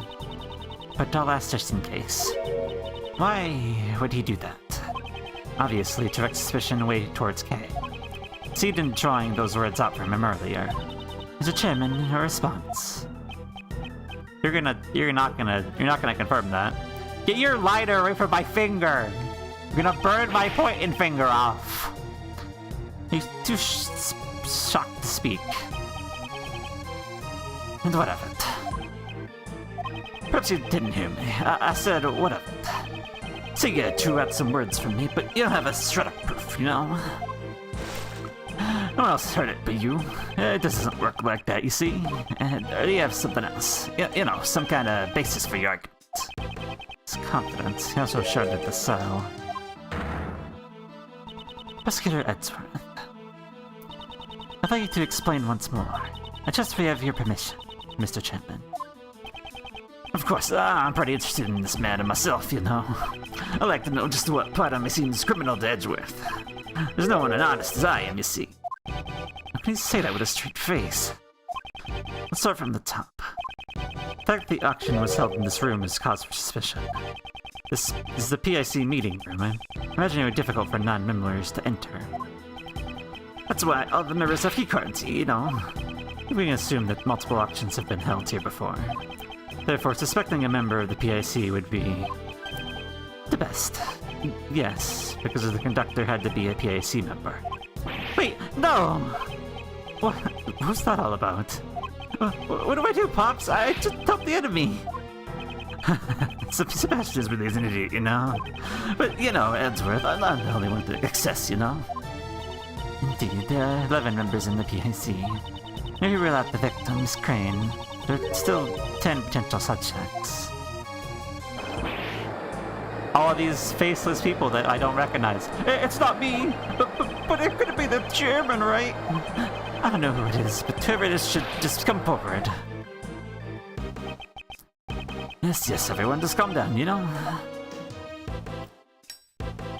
Edward, is that all you got? Where's the evidence to suspect me? Oh, so you're falling silent. You've gone too far, you see. I won't forgive you anymore. Too late for regrets, you know? I'm a very important man, you see. A former chief prosecutor and chairman of the PIC. It's fine if you're not prepared to face the fire, you know, because, you see. Do you stop burning papers all the time? Either way, it won't make any difference. Ooh, one-on-one? Because I'm gonna bully you, of course. Of course. Been rambling on for quite a while about the most trivial details, you know? Like the location of the murder, the order of the wounds, and what else was there? Just doesn't matter, you know? Because, you see, none of that means anything, you know? Think about it. We've dismissed her safe saying she killed the victim. That's all that matters, you see? She'll even get a lighter sentence with her confession, you know? Now then, if there are any contradictions, be my guest. How can it be considered a testimony? There's a contradiction somewhere. That person, he's very important, isn't he? Mr. Edgeworth, it's alright. Let's just give up. Fuck! This theme is new to me, but it gives me the fucking shivers like anything else. Surely I must have killed her. I just can't even remember it. Don't be tied down by your muddled memories. If you want to believe in something, believe in your own innocence. Believe in me, believes in you. Of course you would reference that. Of course you would. Because if you didn't, I was gonna. But my opponent is the PIC chairman. Taking him down won't be easy. However, he has underestimated me. I can take advantage of that.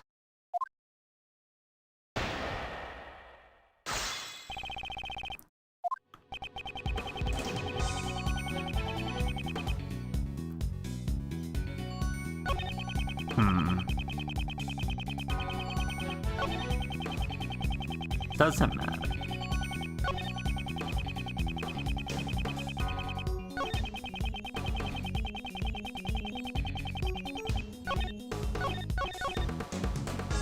I'm just gonna press all this. These trivial details created contradictions in the case. You cannot call it the truth. It's fine as long as the rest of the case makes sense, you know? Every case can have a small contradiction or two, you see? But if we get bogged down by the details, we won't be able to arrest the criminal. Trials will go on forever, you see? And you, of all people, should understand, you know? I don't, that's why I'm asking you. Young folks these days, anyways, you're rambling on about stuff. Like location of the murder weapon, and autopsy reports, and the questions about the conductor. You even listening? Talk is cheap, you know. I was listening, you see, but I didn't think much of it, you know. Didn't think much of it, even after I brought up all those issues. Perhaps your judgment needs to be questioned rather than my ability as a prosecutor. Well, that's a good one, Edgeworth. But you see, this doesn't matter. Why do you say it doesn't matter? You're trying to suppress the truth. Well, you see, it simply doesn't matter as much as you say it does, you know? You see, Edgeworth, the other one's saying it matters to avoid the real issue here.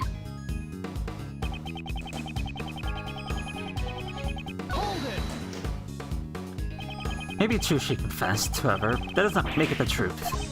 She's suffering from memory loss, so we must question the credibility of her testimony. Objection! Ooh! Ooh! I wasn't expecting a late-stage objection from you. Oh my, okay. Alright, sir, let's go. If you say that, you know, it doesn't change, it doesn't solve anything. what good will do to deny your confession? Sounds like a nonsense to me. Are we asking her again? I think we'll just say that she's the murderer again, though. Very well, let's try asking her again, one last time. I could hear from Kay herself, whether or not she's the culprit. For me, that'd be alright. If this goes poorly, it will be unfavorable for you. I don't mind. However, I shall ask Kay the question myself. Move the tears, you know. Oh, how touching, you know. How very touching. Fine then, I'll let you ask her. However, I have one condition. Well, this proves to be a waste of time. I'll burn up more papers. That'll be the end of it. How's that sound? The end of the hearing? Yes, it seems you can be a smart once in a while, Sebastian. In other words, you see, she confesses again.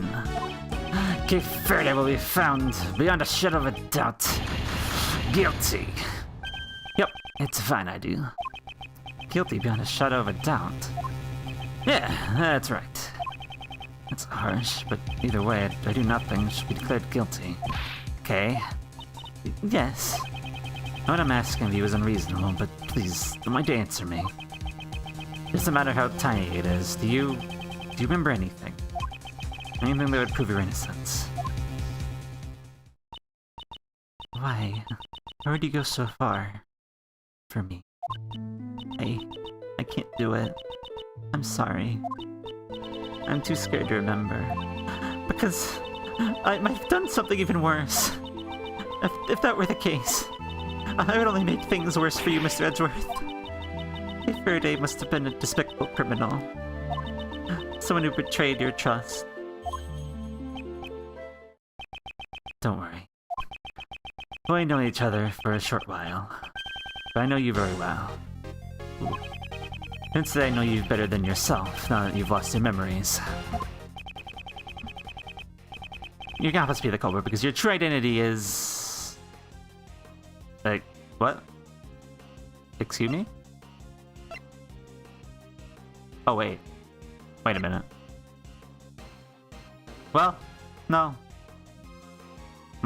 I had an idea, then I had a wild idea.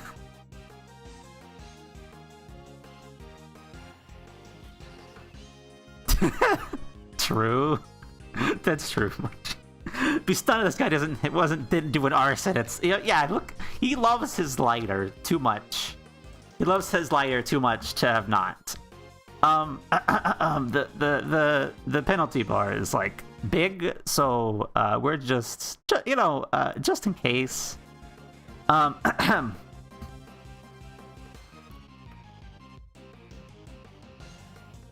I had a wild idea, and then I had a down-to-earth idea.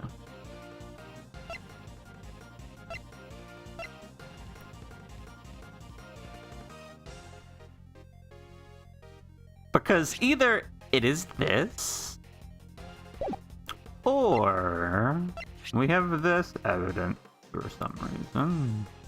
I don't know how the fuck this would work, but we have the evidence. I'ma just start with this. Take that! Okay, that was correct. Wild twists. We're fine. No wild twists here. The great thief, Gedagarasu.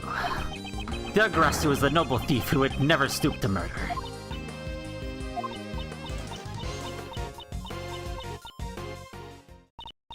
No, it's useless. After all, no matter what, the memory that still remains means it's stuck in my head. I just can't get rid of it. That means I must have... Hold it! No clear evidence to prove that you're the culprit, besides your own confession. Remember what I said. You must believe in yourself. Perhaps do not trust my words. No, that's not it.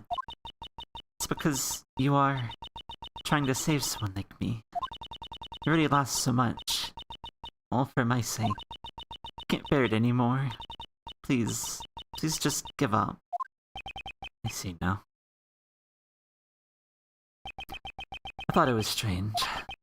The reason you were acting like you wanted to be found guilty is because you were concerned about me. It's just like you, Kay. It's because you're a good person, Mr. Edgeworth.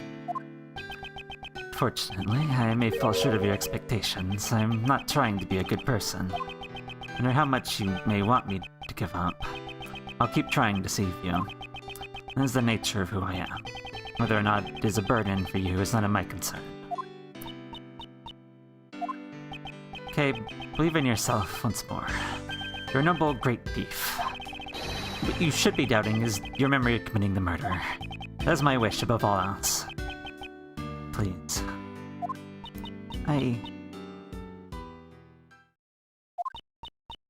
Oh.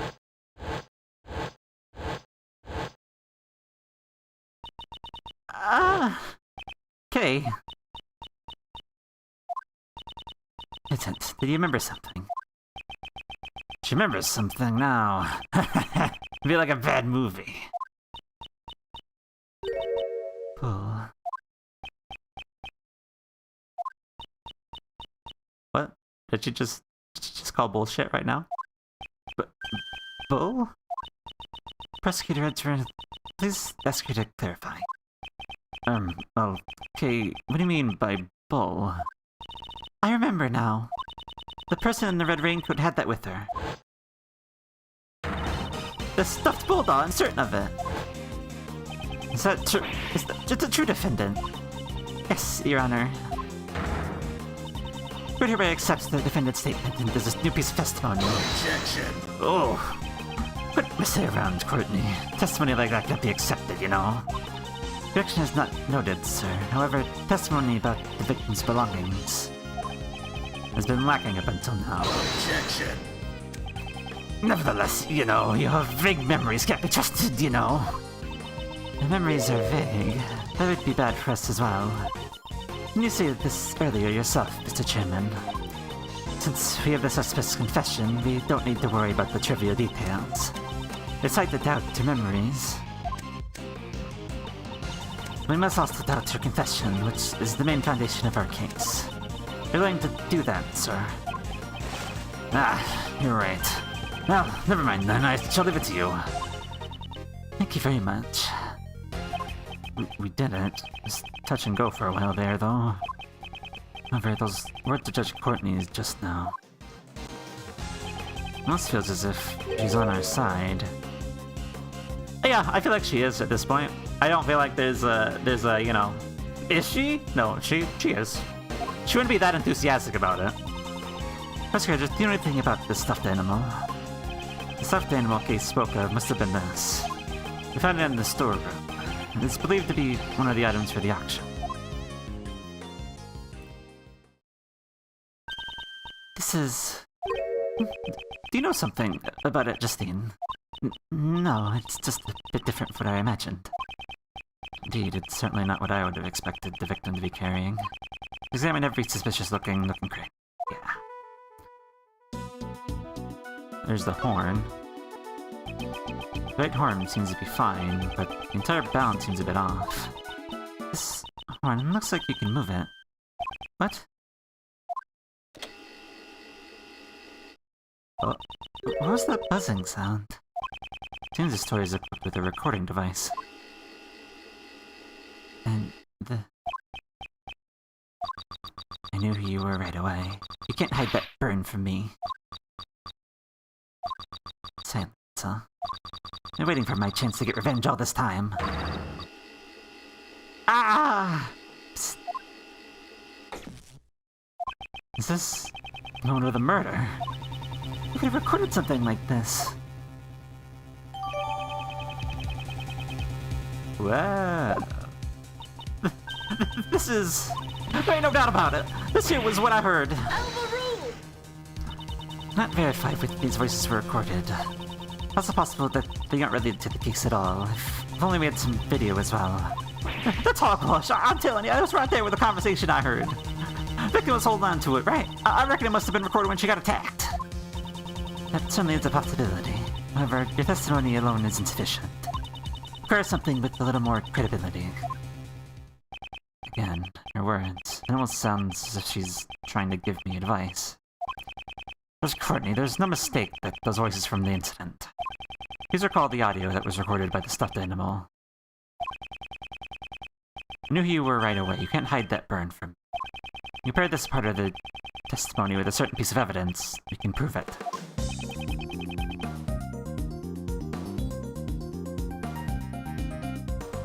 Burn marks, you say? Burn marks! Take that! The autopsy report. What exactly what part of the autopsy report shows that?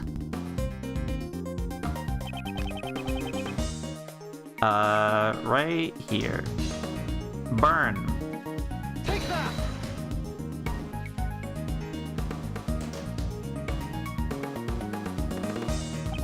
Remember clearly what the voice said. You can't hide that burn from me. The victim's hand, there was a burn mark. Indeed, it happened to match up, you see, but what of it? According to case testimony, the victim had been holding the stuffed animal, and it just happened to record a characteristic of the victim, namely, the burn. That's just a coincidence. I mean, it could happen, right? I do not think so. It is hard to believe that all of this is simply coincidence. Voices on the stuffed animal were most likely recorded during the incident. One of these voices must belong to the true culprit. What we've heard, it must have been the one who was doing most of the talking. But what's the point? In the end, we still can't tell their gender identity, you know? Indeed, because they've been using voice changers, this can't be helped. I think the situation has become quite clear. The conversation Miss Hart overheard was between the culprit and Misc. That's what I've been telling you from the start. And from this, you understand a new fact. Please enlighten us, then. I trust you have no objections, Mr. Chairman. Do what you want. According to Miss Hart's testimony, just before the incident, two people came up from the auction hall, using the lift. Must have been the conductor and one of the auction guests. Probably went there to settle the payment after winning a bid. And then it was there that the crime was carried out. Since the auction continued after the crime took place, it led to a single truth. This is a new fact we've arrived at.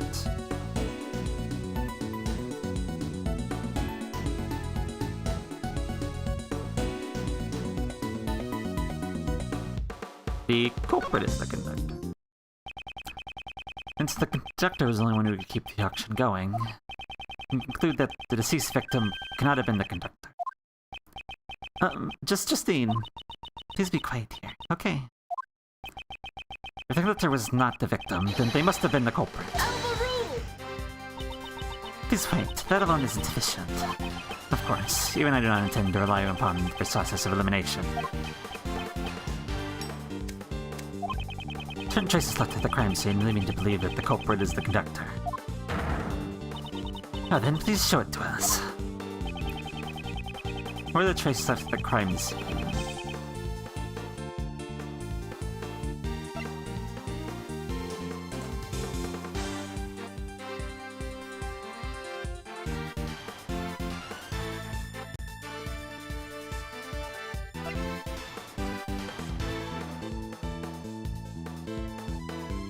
The traces at the crime scene. And you're talking about like this.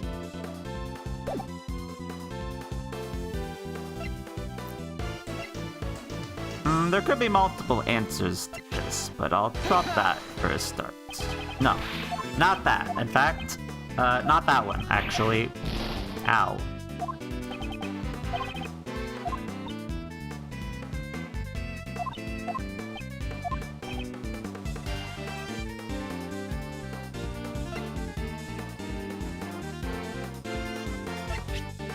The clothes?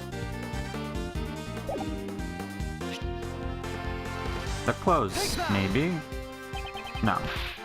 Not that.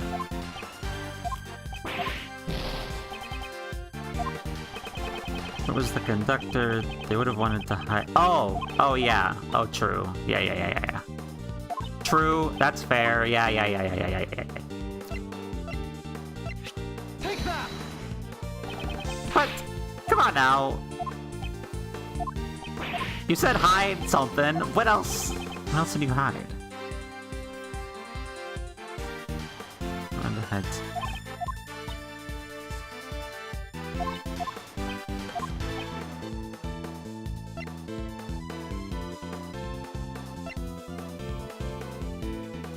What do they want to hide? The existence...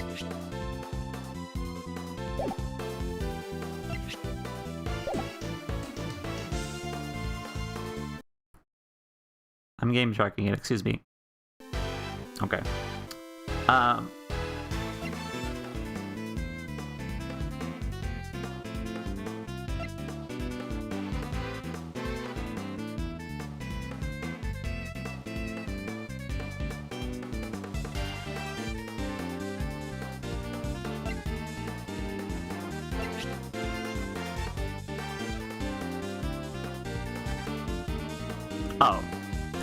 Yeah. Take that! Never mind. It was a simple answer. Corporate purposely left a large amount of blood in the meeting room. In doing so, we were led to believe that the meeting room had been the scene of the crime. Reversed by the true culprit to hide the blood that had fallen from the storeroom. Trying to find out about the existence of the black market auction. Correct? Indeed. If the culprit had been unrelated to the auction, there would have been no need to do such a thing. The culprit would have only been the conductor. Well then, do you have any ideas who the conductor might possibly be? Auction hall is the PIC meeting room. Furthermore, there's a storeroom above it. Conductor must have been, at the very least, a member of the PIC. So, in other words, you suspect me, I take it. Isn't it natural to suspect you, the one with the most authority in the PIC? Objection! You're quite capable, I'll give you that much, at least. But you know, like I said before, you're far too naive.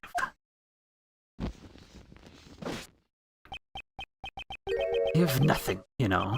There's no evidence that proves I am the culprit, you see. If by some chance you do have evidence, then why don't you present it? If evidence that Boss is culprit. Exactly? Exactly? No. Can I hear this recording again?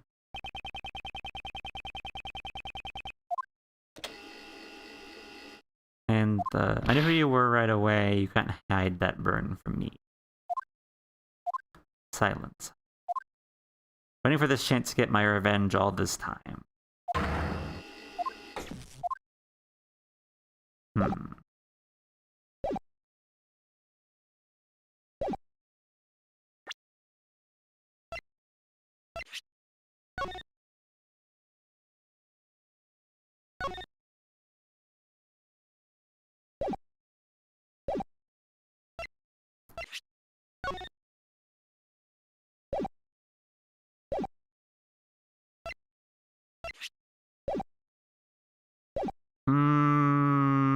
I don't think I do. Lessons of self-suggestion is the criminal. Been showing that strange self-confidence for a while now. He knows there's not a single piece of evidence left to incriminate him. You play with fire, you're gonna get burned to death. Just kidding, I always wanted to say that, you know. Well then, good, Courtney. Oh. I just remembered something too. You also lost your memories. No, that ain't it. Just I popped in my head just right now. Very well, please tell us. Objection! Courtney, could you tell me what you are doing? Scourge will not give up until we have destroyed every last possibility. Destroying every possibility. That he will never oppose us again. Justine, I don't really know what's going on, but well said. I'm gonna help too. After all, he's the one who's wrong. Fine then, let's hear what she has to say.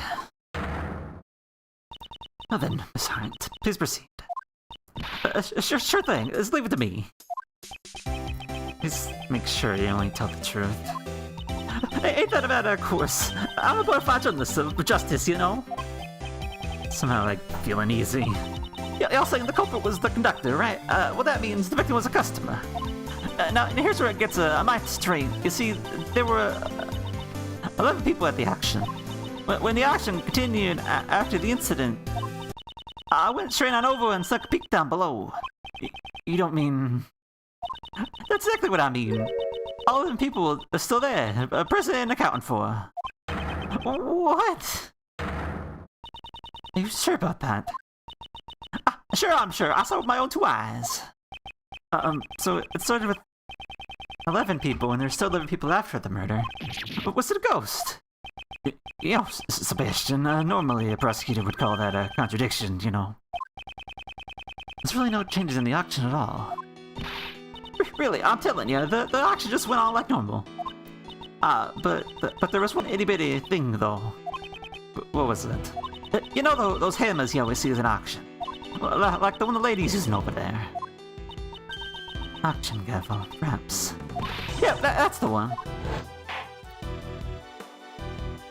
All of a sudden, I couldn't hear the sound no more. It'd been banging away just prior to it. Another gavel. Does that have anything to do with the case?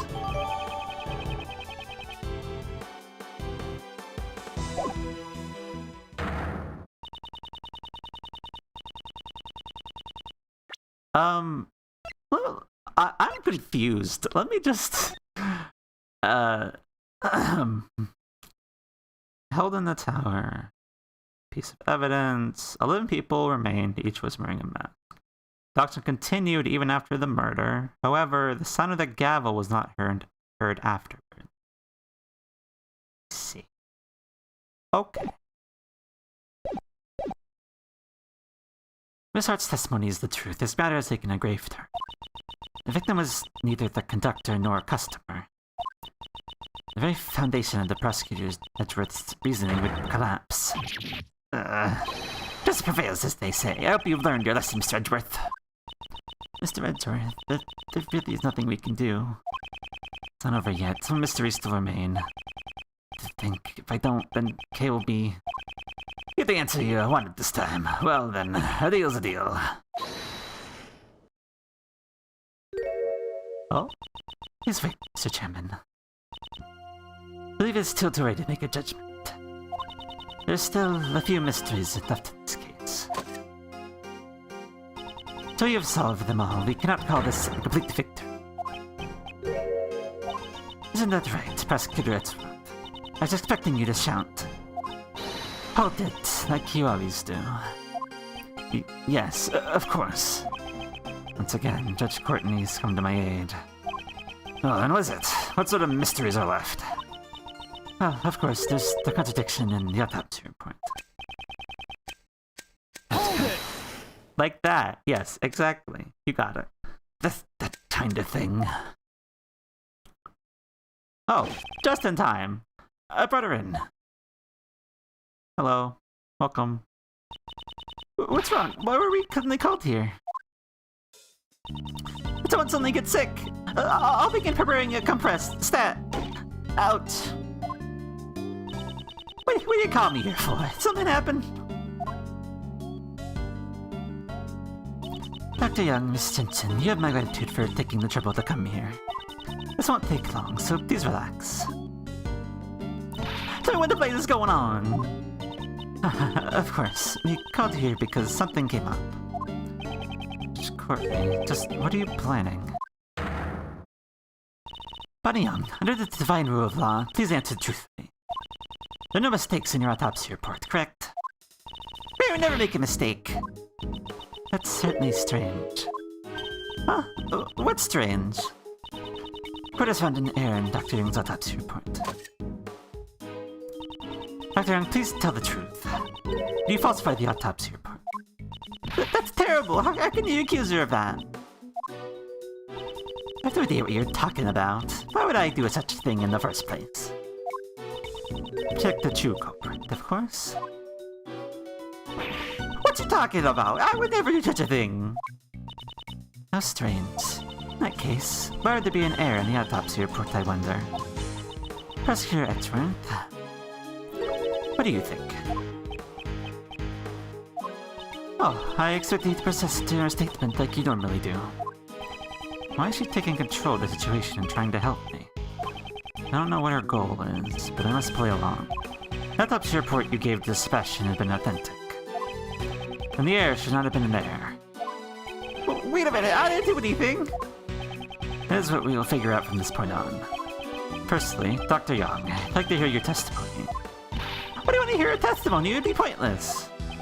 I'll be the one who decides whether or not it is pointless, not you. There are pigs waiting for us. But Granny, out! Anyways, we don't have time for this. There's no way I could convince you. This is of the utmost importance. Mr. Miles Edgeworth, Granny says she'll testify.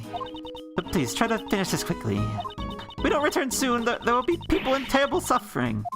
And yet, you were lollygagging about the viewing platform earlier. Promise you, this won't take long. When she tells me the truth, of course. Here in the autopsy. There are no mistakes in Granny's autopsy reports. I've been working with corpses longer than you've been alive. There's no way I'll make the mistake in writing the autopsy report. Out! I got nothing to gain from falsifying the autopsy report. That's what she says. See? There's nothing wrong, nothing strange at all. Yes, that's right, you know. There's no way she would falsify it, you see. In the name of the goddess of law, do you swear that this testimony is the truth? Of course! Granny would never tell a lie. Objection! You're asking Dr. Young. You don't need to hear it from a third party. I'm not a third party. I'm on Granny's side.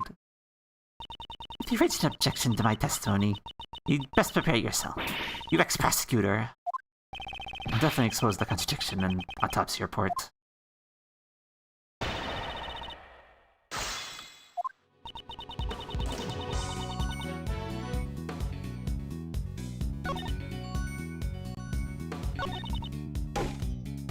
Why did she hit you? Hold it! Make them wear this raincoat if they're suffering a blow to the head. Yet, there's not a single drop of blood on the front of the raincoat. Therefore, it's impossible for the head wound to have been post-mortem. Well, that's... Ouch! I don't need you to tell me that. But I wrote that from the very beginning. Objection! What? Autopsy report says the head wound was post-mortem. That's completely different.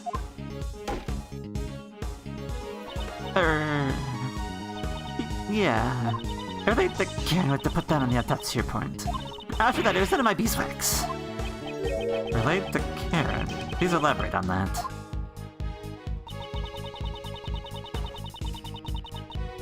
Why did you relay it? I'd like to verify once again what you saw when you examined the body. Like we said, out. Oh, well, about that. It was done by a thumb turn-noggin. Dr. Young, do you know when that happened? Of course, she died, of course. Wounds on her chest were post-mortem.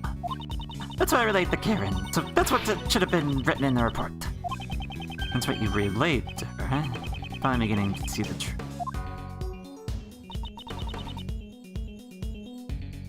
You have nothing to gain, but what does Karen have to gain? You have nothing to gain, but how about your... Well, exactly, Edgeworth, exactly. What about your granddaughter? Me? There isn't anything I could gain. Karen had something to gain, and then that girl of yours might have something too. How dare you accuse my little girl who has never done harm to anybody? Yeah, are you ashamed of yourself? You address those words to the Blonde, not me. That's why the autopsy report wasn't falsified.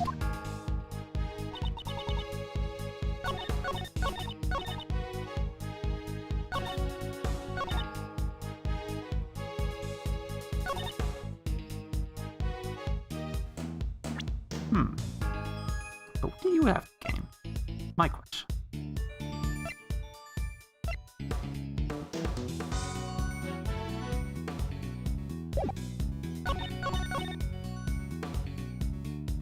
Hold it!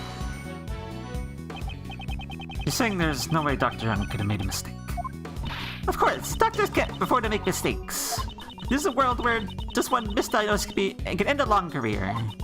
I know that my granny, at least, would never. Or something like that. You think they'd let me run a hospital? Hold it!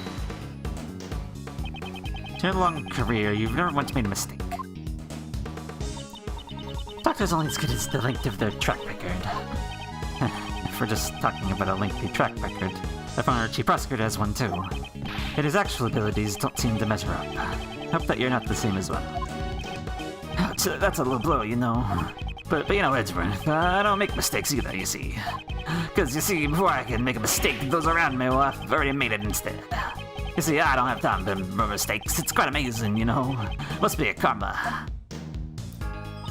Can't compare a chief prosecutor with a doctor. You really can't.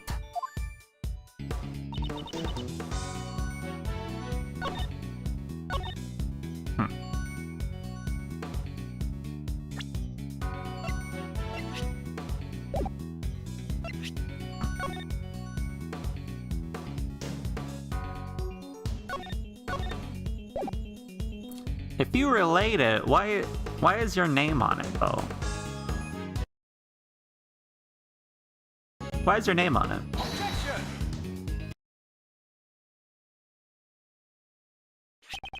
Dr. Young, please confirm this autopsy report says with your own eyes. I'll read it out loud for you. Out!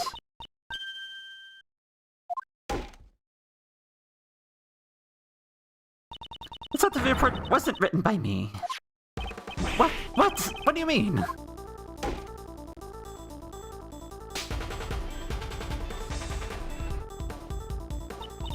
I don't know.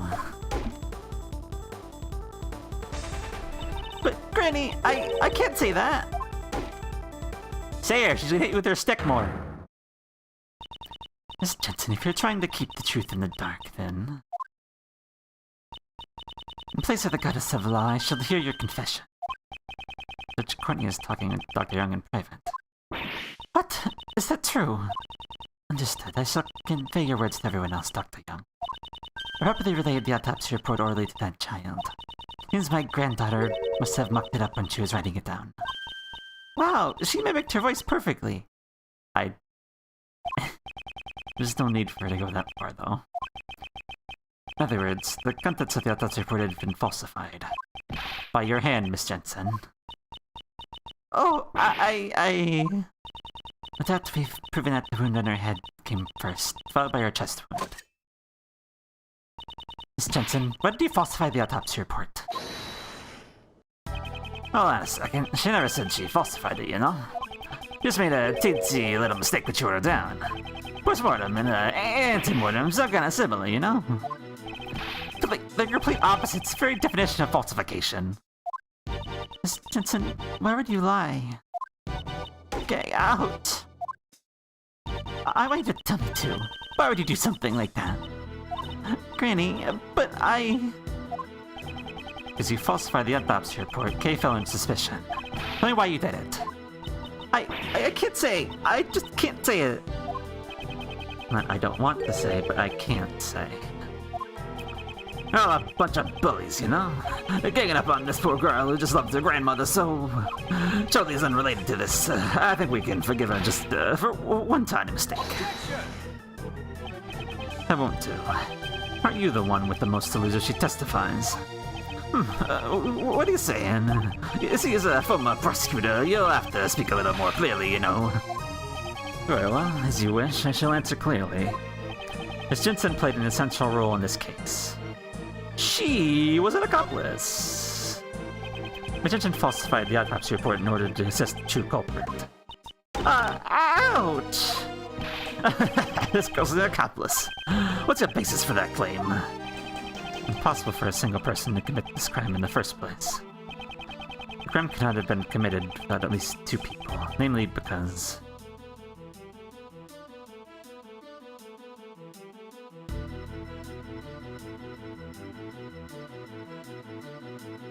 Your porridge. No. Not actually.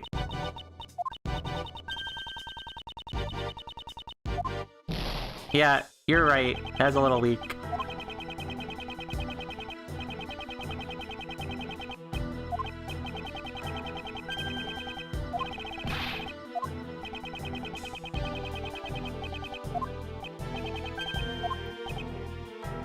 because the number of people wouldn't match. The conductor was the culprit, and one of the auction guests was the victim. What contradicts the witness's testimony that there are 11 people alive after the incident. What now? You got a problem with my testimony? Not at all. Rather, it's because I believe your testimony that's why an accomplice must exist. So you still won't admit that your reasoning is wrong. Objection! Up until now, we had not even considered the possibility of an accomplice. However, if there had been an accomplice, that changes the entire story completely. The accomplice took the murdered auction guest's place. The number of people remains 11. Oh, I see now. That's what you're thinking. But you know, wouldn't that have been quickly discovered? Miss Jensen and the victim, similar physiques. Toward the victim's mass, you could have easily taken her place. Miss Jensen, did you switch places with the victim? I wouldn't. Who's the conductor? In other words, tell me who was the true culprit. I can't. I mean, that would also cause trouble for Granny. Ouch. But Granny... Accept whatever wrongs you may have done. Just tell me everything. Granny!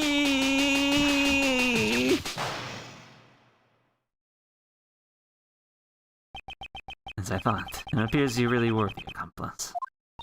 Miss Jensen, why? Miss Jensen? Could you please tell us? Yes, it's okay, Granny. I'm fine now. I switched places with the victim, Miss Crane. So you admit to being the conductor's accomplice? Yes, I helped out the conductor. I don't really know why, but for some reason, the conductor was expecting to be attacked by Miss Crane.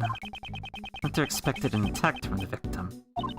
They were so sure it was gonna happen that they came up with a plan to counter it. Way to beat the victim at their own game. And that's why I was called in. I was told to wait in the storeroom before the action began. Oh, you ain't fooling my eyes. If you were waiting in the storeroom, I reckon I would have bumped into you. After all, I've been up in that storeroom the entire action. Tell you the truth. Wonder about that, you know. Can really believe a girl who falsified a report. Should have been many places to hide in that storeroom. And by all means, tell me, what on our side? The place at the storeroom where Miss Jensen hid was... You hid in this box. Take that! It's hid inside this costume trunk. A costume trunk, eh? You mentioned it. The box was already there when I snuck in. I figured I would hide in there myself, but it was wrapped up nice and tight with a chain. It was locked too, so I had to give up. I suspect when you sneaked into that room, Miss Jensen was already inside the trunk. Yes, it would have been bad if one of the guests from the auction had opened the lid. After instructing me to hide inside, the conductor wrapped the chain around the costume trunk. I think they went down to the downstairs using the lift shortly thereafter. It was right before the auction. So when the auction began, only you and Miss Hart were in the storeroom. Yes, that should be right. The auction was going on as usual, but when a certain participant made the winning bid, the conductor committed the crime. Miss Hart must have heard the altercation that occurred then. You betcha I was shooting behind that statue the whole time, though. On the altercation, Jill Crane was attacked. After killing Jill Crane, the conductor carried her body to the costume trunk. And Miss Jensen, who had been hiding in the trunk, was made to take Miss Crane's place. The victim's body was placed inside the costume trunk. The then took Miss Jensen, who had been made to look like Jill Crane, returned to the auction hall if nothing had happened. This is roughly what happened in the storeroom during the incident. Yes, that's right. Put on the switcheroo with one of the auction guests. Ain't that impossible? That guy and the murder victim are completely different people, you know. I reckon one of the other participants would have noticed and caused a ruckus. No, not at all. The reason they didn't notice the switch is because...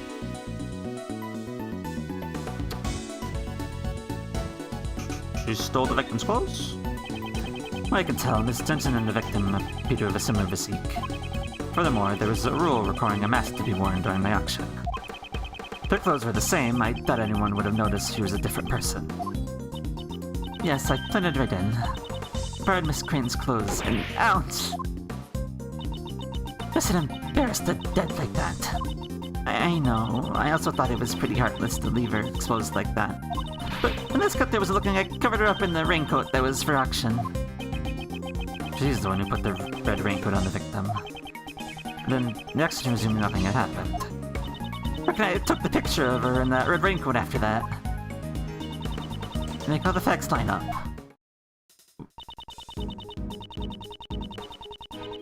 What that last part, though?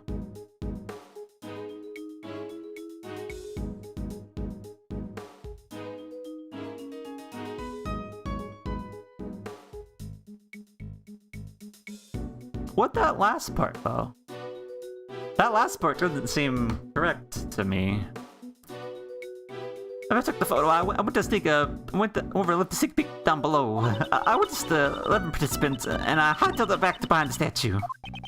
Don't tell me. You were hiding there the entire time until we found you. Nah, that's, how should I put it? What is it? Did something happen?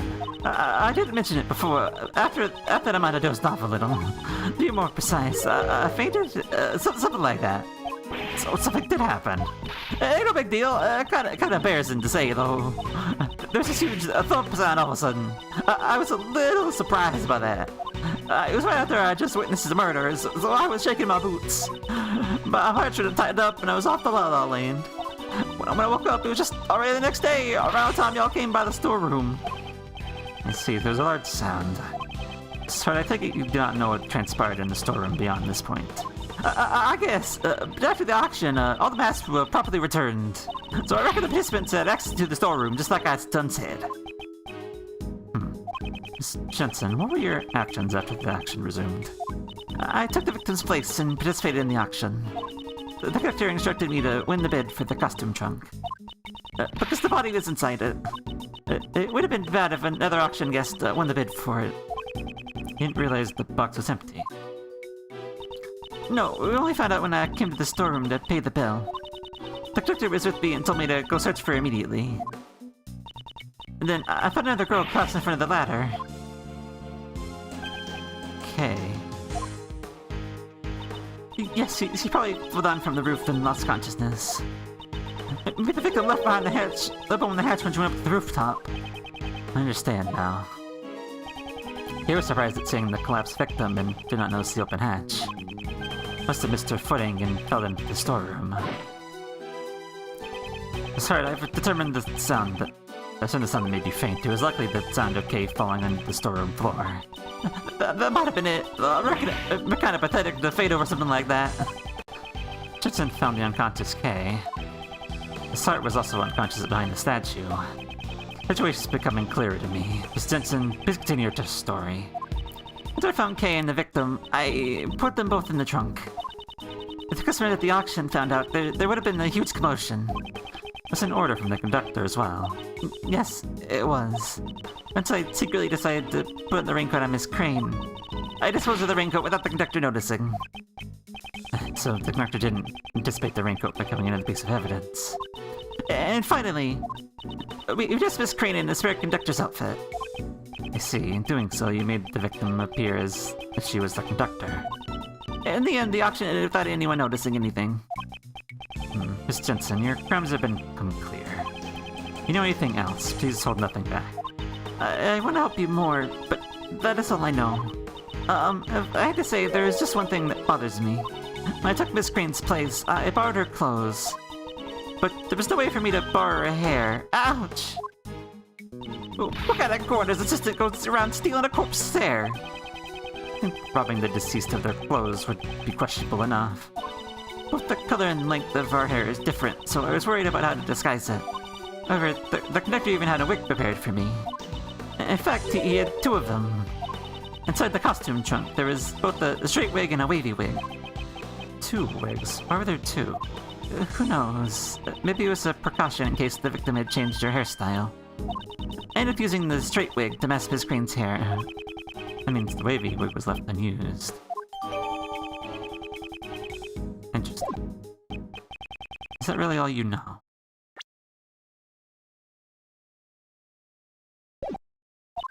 Yes. Yep, that's really all I know. That means you don't know who the conductor is. I'm sorry, I only knew that person as the auction conductor. I never saw that person without a mask on. The conductor seemed to be on guard towards everybody. At this rate. That's worth it, is that all you got? If that little nurse is accomplice, it changes absolutely nothing, you know. In the end, the true culprit is still Kay Faraday. All he did was add another criminal, you know? The law cannot be overturned, at least not for your sake. As far as I go, am I unable to save Kay? Objection! Hey! Welcome back! Where have you been, Francesca? Francesca, why are you here? Didn't I tell you, Miles Edgeworth? Wherever there is a case, I will follow. Prosecutor Von Karma, your hard work is most appreciated. However, don't get the wrong idea. I only came here to find out the truth behind what happened to Kay Faraday. I don't plan on forgiving you for abandoning the prosecutor's path. I understand. You should thank your former subordinate. Give you some valuable information which may save Kay Faraday. Detective Gumshoe did. Listen well, Miles Edgeworth. This will be the final piece of evidence. Jill Crane suffered the wound on her head first. Francesca, we know that already. I was hoping you had something else. Someone say something. Well, I hate to say it, but we already proved that. Already proved? Yes, well, just a few minutes ago. Ah! You should have told me sooner! You're the one who barged in here and started talking? Well, then, does that mean you found out the murder weapon was already... No, not yet. If that's so, in that case, listen well. The victim was struck on the head with a blunt cylindrical object. The wound on her chest was suffered post-mortem. A cylindrical murder weapon. Objection! Oh. You know, this report of yours, I trust is accurate, of course. These were the results of 2 independent autopsies carried out by 2 respected doctors. Objection! That's reassuring, but it's too bad. You have no right to investigate this case. Interpol is after the black market actions, and I'm the prosecutor in charge of the investigation. The victim participated in the auction. Therefore, it is only natural for me to investigate. Especially now that she's been murdered. I see. Clever girl, little Von Karma. It's been settled. Victim died from a blunt force trauma to the head. Unfortunately, the murder weapon has yet to be found. Just knowing the shape of the murder weapon gives me an idea that's what it might be. Hey, if I ever see we didn't find any other murder weapons, you know? Consider the conductor's possessions and the crime scene, the answer should be clear. One cylindrical object used in the auction hall was...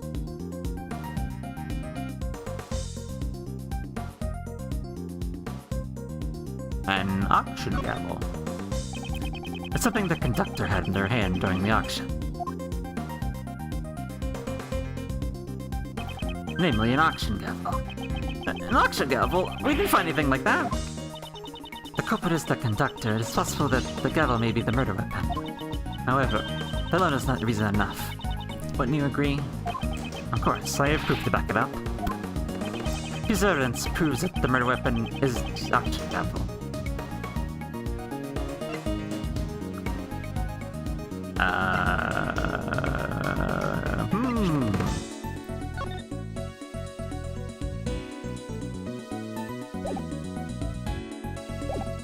Oh wait, I know. Honest testimony, because there is no gavel afterwards. Take that! According to Miss Hart's testimony, after the victim had been murdered, seems she suddenly stopped hearing the gavel But she had stopped hearing the sound of the gavel during the auction. However, she had been able to hear it up until then. Why was that, you ask? Because it had been used as the murder weapon and was covered in the victim's blood. It became necessary to dispose of it. Isn't that right? Blaze the best. I'll have a search for the murder weapon performed immediately. Well, good luck with that, you know. You gotta work as hard as you can while you're young, you see. Really confident that we won't find it.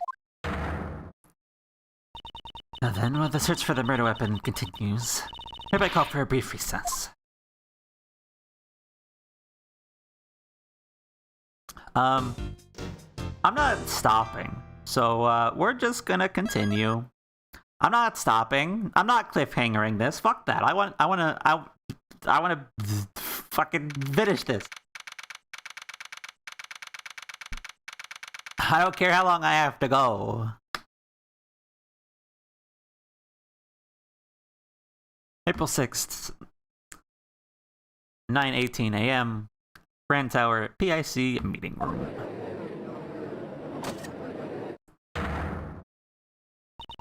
Order in the court.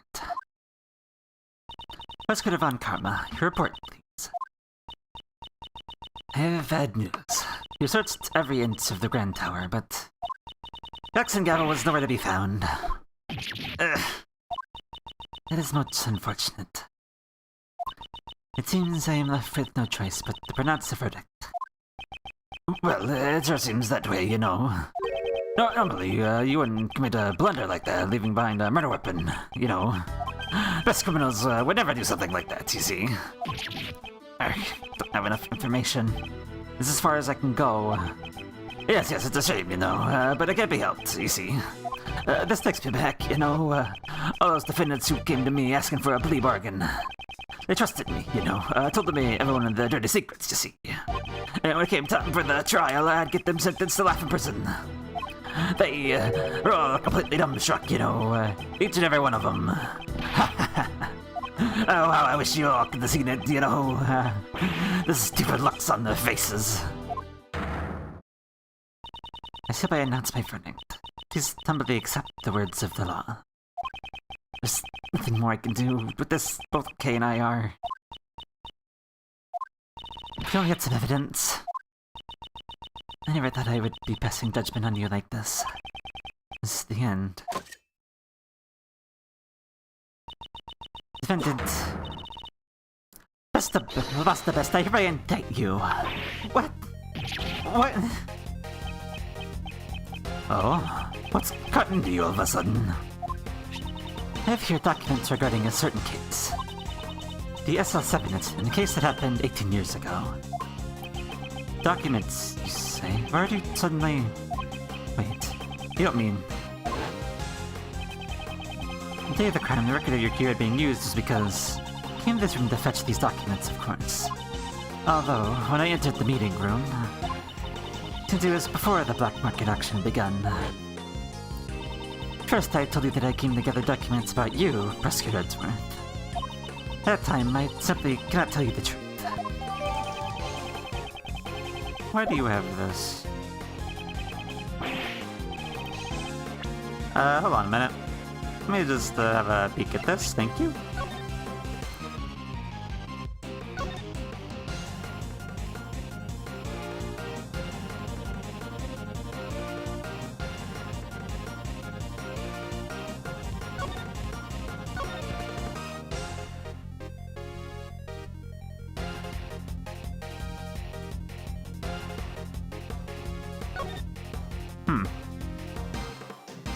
Interesting. I'm interested why this is coming up again.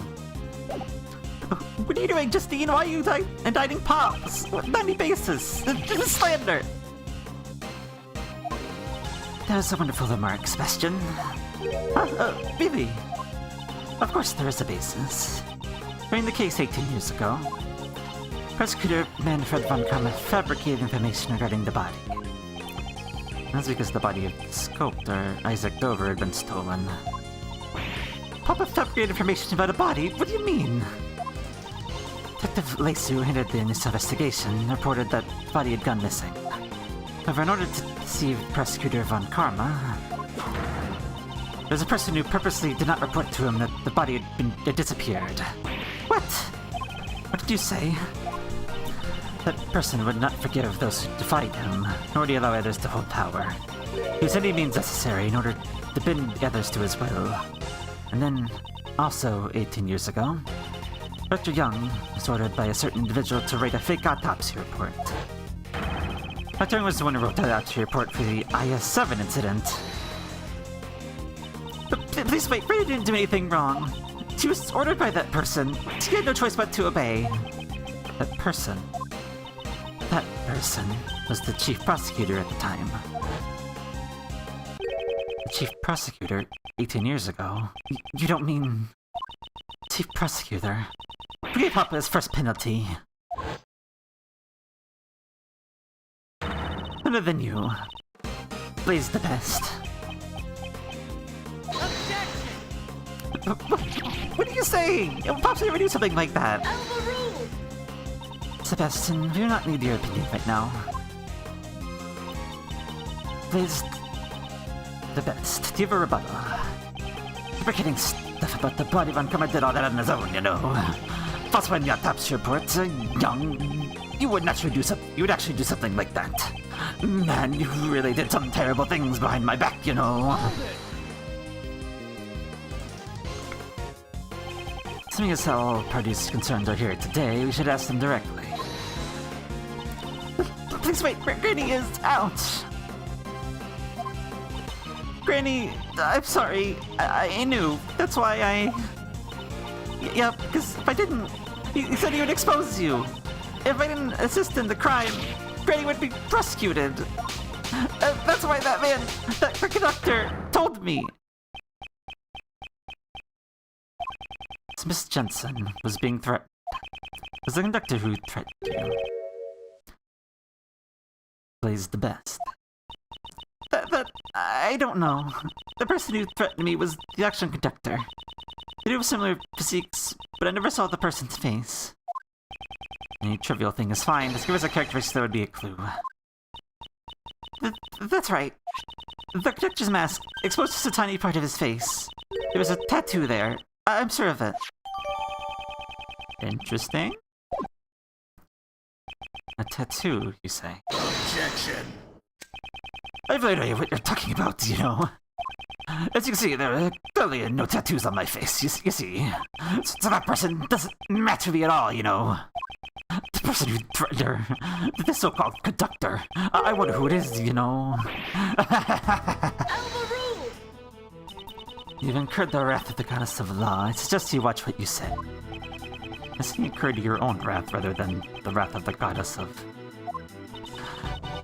If Jill Crane has been pursuing you just as I have, I will not let her death be in vain. Crane was... you know, you say she was pursuing me. My, I didn't know how... I know her that well, you know. I don't mind girls chasing after me, you know, but I don't recall her ever falling for me, you see.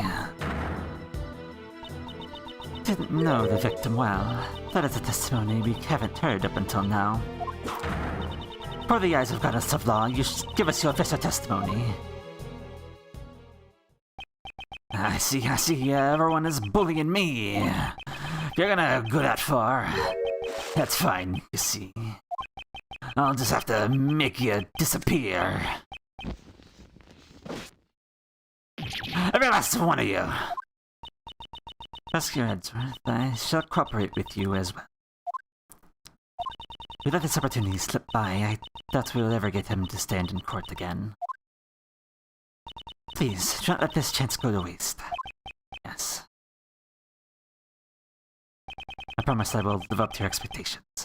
Now then, Blaze the best, you will testify regarding the victim.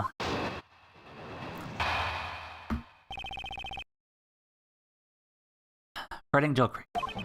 Victim Jill Crane was a member of the prosecutor investigating committee, you see. Personally, I didn't really know her that well, you know. Either way, it's not like I had a motive to murder her, you know. I have no idea why she was pursuing me, you see. Intend to deny your guilt into the bitter end, don't you? course he does. There's no way Pops could be the criminal. I mean, he's my Pops, you know. He's the very best, just like whatever was. Yes, Sebastian. If you're gonna stick up for me, be sure to have a clear basis, you know. Alright, I got it. I'll clear these false accusations, Pops. I believe in you, Pops. We won't lose to someone like Mr. Edgeworth. Right, you really are a peer, you know. The person, he really loves his father, doesn't he? However, one must be able to accept the mistakes of their father. No matter how much they look up to them. This person must atone for their crimes, no matter who they are. It's going to be hard for Sebastian, but... So we cannot overlook his father's crimes.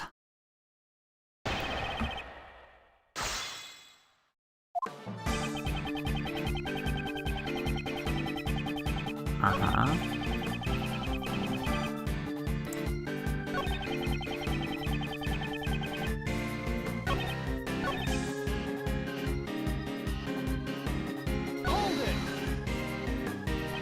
She's a member of the PIC, then you should have been familiar with her. Well, I knew her face, but that's about it, you know. It's not like we met each other on a regular basis, you see.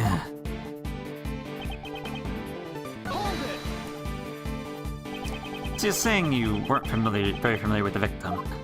That's right, I didn't even know about the burn mark on Queen's hand, you see. Didn't know about the burn mark? Well, you see, if I had gotten close to her, she would have disappeared soon.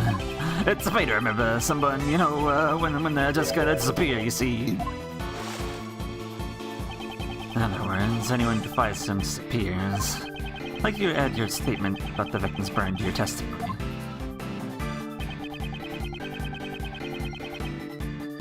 I just learned. You're saying that you didn't know about the victim's burn. Is that really the truth? You really are persistent, aren't you? You know, do you really think I would pay attention to every little wound on a woman's hand? I think the burn mark on the victim's hand would be hard to miss. You mention it. Jill Crane would regularly wear gloves. I do not know about the burn until the incident occurred. Crane regularly wore gloves. I thought so. She was probably trying to hide the burn mark, you see. I understand how sensitive women can be about these things, you know. I'd like you to add your so-called sensitive understanding moment to your testimony.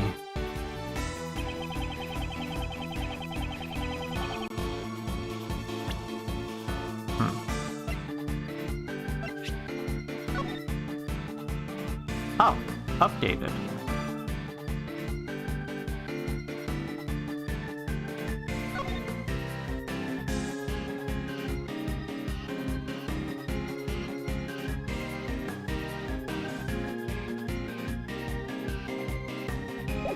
Yeah, she did have gloves on, huh?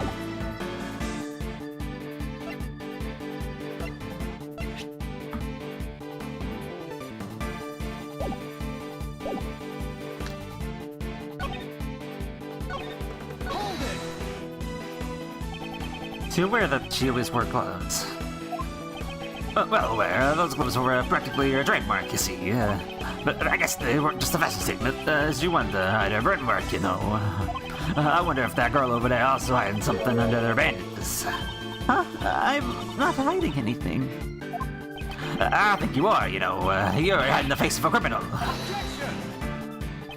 Those words should be directed at someone like you. Exposed here and now, face of a true criminal. Amusing. Go ahead and try it if you think you can. Token regularly wore gloves. That's interesting. Let's just look over the evidence one more time.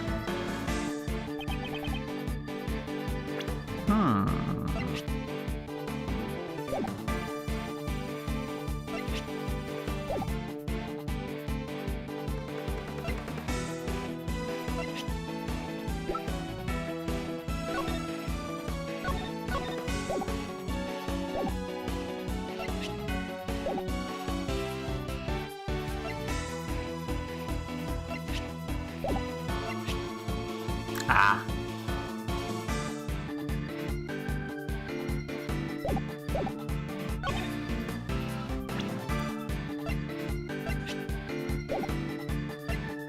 Knew I saw fingerprints somewhere. Oh, not that though. not that low.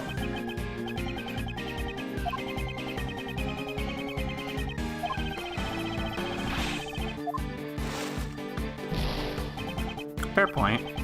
Hmm.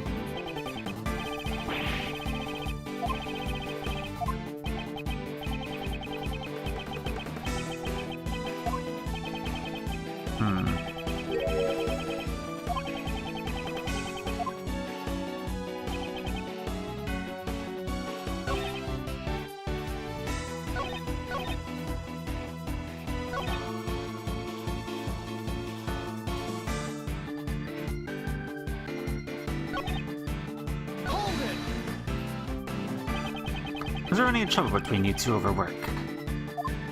Likely, you know, I'm kind of important, you see. I got a report saying that she was exceedingly capable.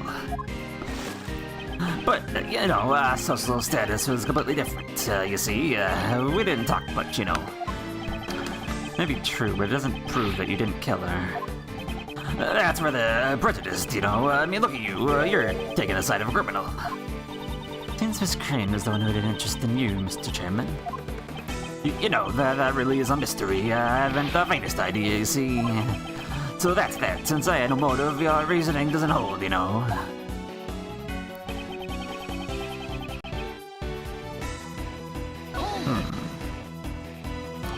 You have no clue why the victim is pursuing you. Nope, not in the slightest, you know.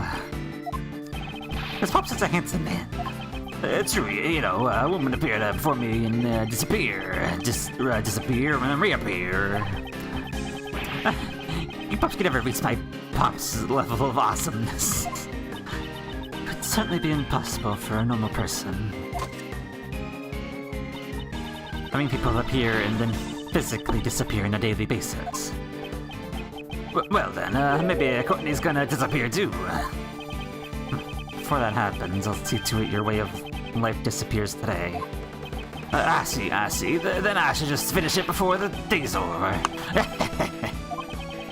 To organize my information about the victim. I think you don't understand. You should look over the evidence again. Perhaps you'll find a new fact this time around. And Siska, you're going to help. I told you I'm doing this for Kay Faraday, not you. Lisa seems to be worrying about Kay in her own way.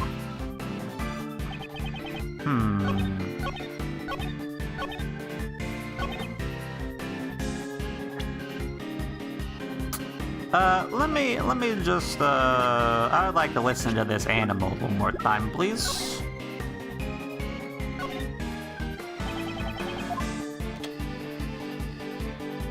If you were right away, you can hide that burn from me. Silence, huh? Waiting for my chance to get revenge all this time. Oh, yeah, there you go.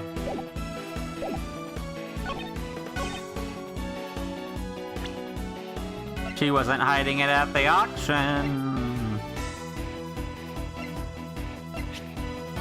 Objection!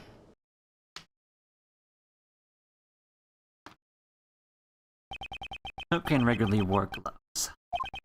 That is true, then it creates a huge contradiction. Oh, a huge contradiction, you say? I'd like you to listen to the voices recorded on this stuffed animal one more time.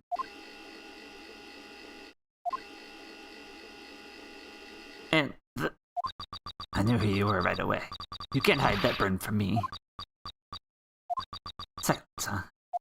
Been waiting for my chance to get revenge all this time. Ah! We're under the impression that this was the moment when the victim was murdered. I knew who you were right away. You can't hide that burn from me. Thought that the statement was said by the culprit.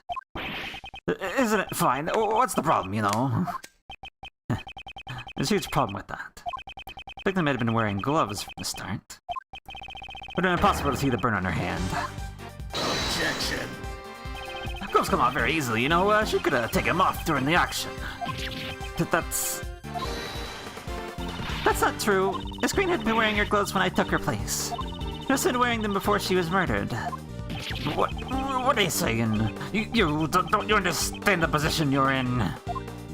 I'm not scared anymore. I have Granny here with me. Blaze, your day of reckoning has finally come. Somehow it seems like you all want to disappear. Stop burning your beard permanently. The only one who will be disappearing here is you. Blaze the best.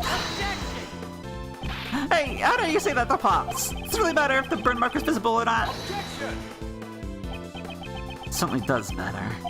The burn mark was visible when we have a completely turnabout of the situation. What are you saying? If the burn mark wasn't visible, then what did that tell you? The culprit also had a burn mark. Sebastian, turn your way of thinking around.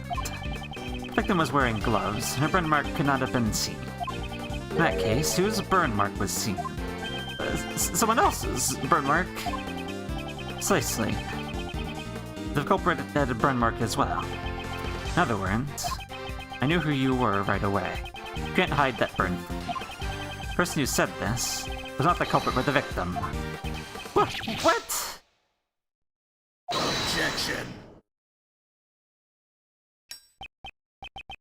Sebastian, could you please step aside? And with all your reasoning up till now, just a figment of your imagination, you know? Culprit had a burn mark. Where was it, you know? Can't answer that, then your logic doesn't hold up, you know? Where's the culprit's burn mark? I wonder where the burn mark could have been. During the auction, wasn't everyone wearing a disguise? Indeed, during the auction, everyone should have been dressed in a particular way. Burn mark was still visible under those conditions, then... No, why don't you show us?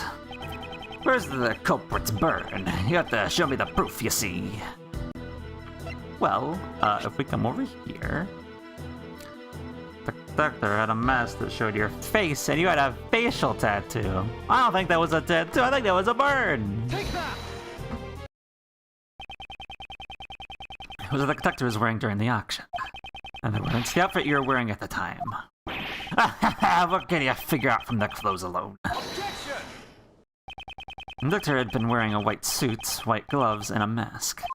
The attire had been covered up most of his skin. However, according to Miss Jensen's testimony, the doctor's mask exposed a very small part of his face. In addition, while she thought there had been a tattoo there, it's possible that she simply mistook the burn mark for a tattoo. A burn mark on his face. Objection! That's all very scintillating, but I'm afraid you're getting excited over nothing, you know. None of the PIC members have any burn marks on their faces, you see. Naturally, that includes me as well, you know. Huh? Pops? But... Sebastian, you please be quiet. You're an idiot, then act like one, you know. Normally, Sebastian's a nuisance to everyone around him. But this time, I owe him my gratitude. The reaction from Blaze's own son reveals the truth more clearly than anything else. Thanks to him, I'm confident my reasoning is correct. I know that the identified piece of evidence belongs to... I wonder what's wrong with that prosecutor. Maybe Sebastian is slower to arrive at the truth than anyone else. However, this time he has probably figured it out. His own father is a criminal. Once he knows the truth, he's in pain, isn't he? If he didn't know the truth, he could remain blissfully in his ignorance. Okay, you're here in order to pursue the truth. Doesn't matter what path my reasoning takes, the important thing is to arrive at the truth. Once before, when I lost faith in my reasoning, you said that to me and showed me the way. This time I shall show you the truth. You're innocent. I also want to know the truth. Miss Wordsworth, please tell me. Yes, that's the spirit. That's impossible, you know, for all of you. I mean, just where could I possibly have a burn mark? It's nowhere to be found, you see. There's no evidence to prove I'm the culprit, you know. That's right, there's no contradiction at all. There's no way it could be a contradiction, not for my pops. Sebastian, I understand why you don't want to admit it. However, you avert your eyes from the truth. You'll regret it forever. Pops, I just... what should I do? I really wonder why you're such an idiot, you know? It's Sebastian, if you really want to save me, I'll have to try a little bit harder, you see. You gotta use your head, you know. Honestly, you really are a useless idiot. No way. But I tried really hard. I tried my best, Pops. I went to school you told me to go to, which taught my class like told me to. Just look at this jacket. Only someone who graduates at the top of his class gets to wear it. I did everything you told me to do. That's how I got to be the best in the academy. I won all those awards just so I could be like you, Pops. Objection. You really are such an idiot, you know. You know those gold stars you got in your tests? I made the teachers give them to you. Every speech and debate contest, all the judges were my friends. Yo, Sebastian, if you weren't able to notice something like that, you're really not worthy of being called my son, don't you think?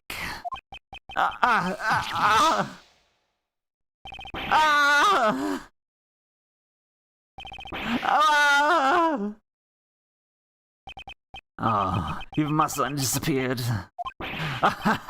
Oh my, it's enough to make me cry, you know. He was trying his best for me, and yet he was totally useless, you know. A truly despicable person. As chairman of the PIC as a father. And I feel sorry for that foolish prosecutor. Poor Mr. Prosecutor. Blaze the best, you just... What do you think of your own son? He's a useless pawn, you see. Oh, now, maybe I should look in the mirror just before you criticize me, you know. I mean, even you. You also used Sebastian to get close to me, didn't you? Cannot deny that. However, he's not a mere pawn. He always tried to do his very best even when the results aren't up to par. I've seen just how hard he tries, yet you refuse to even acknowledge it. Objection. Kid is no good, you see, no matter what he does, or is told to do. Prosecutor Edgeworth, I shall leave this offering to the gods of law to you. The very refined judgment gets blazed the best. Yes, that was my intention from the beginning. There's a burn mark on the doctor's face. And Blaze the Best must be hiding it. Usually wearing during the auction. That is the key to revealing the truth. Then, let me to hear your answer. Please show the piece of evidence that proves the culprit had a burn mark on his face.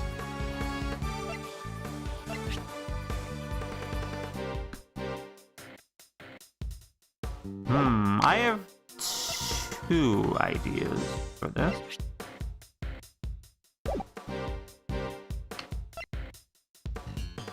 Actually.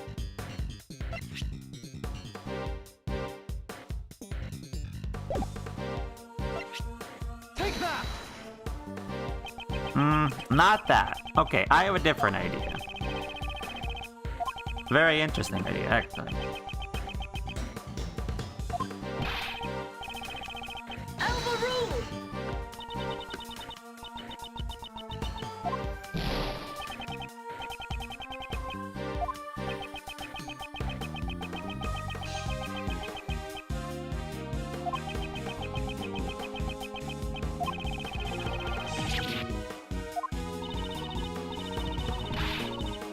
It's either one or the other thing, I think.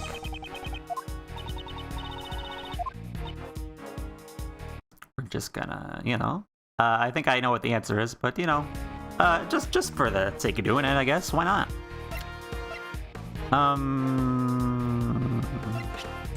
Take that! Yeah, there you go. That was what I was thinking originally. You would recall Miss Jensen's testimony. There's still one point that remains unexplained. Two types of wigs had been prepared, one which was left unused. Do you mean the wavy wig? What are you talking about? Something Miss Jensen found when she switched places with the victim. What does something like that have to do with the burn? Inside the costume trunk, Miss Jensen witnessed two wigs.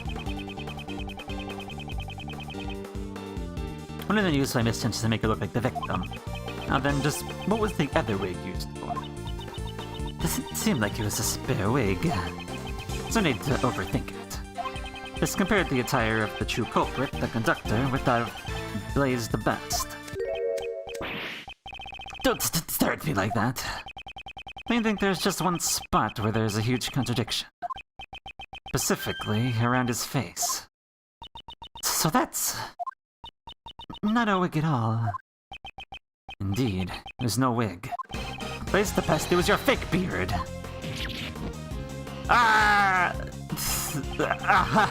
This is a real beard, you know. Don't tease me like that, Edgeworth. His son must have realized the truth before anyone else. That's why he was trying so desperately to protect you. You're also worried that he would tell the truth. Isn't that why you drove your son away from here? Because he knew that his father was hiding a burn under his fake beard.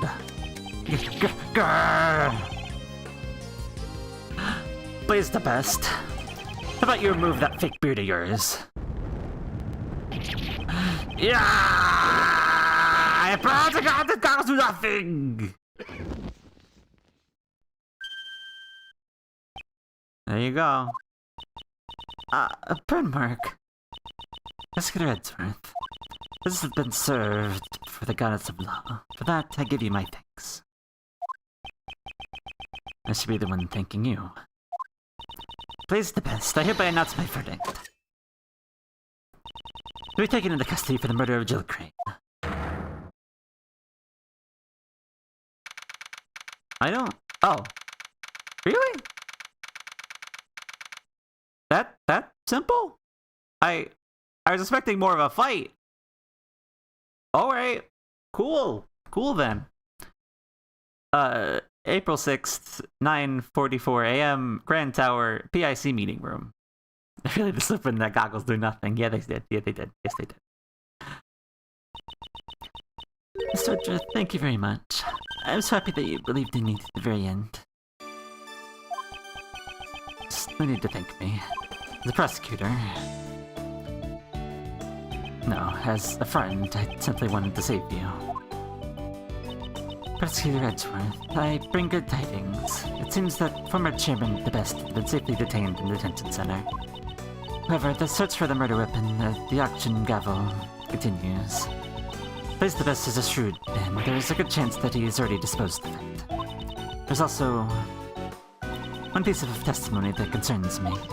Blaze the Best mentioned that the only thing he did not fake were the letters. What do you mean? First, he found this letter in Jill Crane's clothes. He also found this letter on Kay, who was unconscious in the storeroom. Appearance of the letter seemed to suggest that the two had been corresponding with each other. Which is why Blaze the Best assumed that the two were working together. Ridiculous, that can't be right. For the other two letters, he decided to pin the crime on Kay Faraday. Or to cast suspicion on her, he planted one of the letters in a noticeable spot. And seized Jill Crane's breast pocket.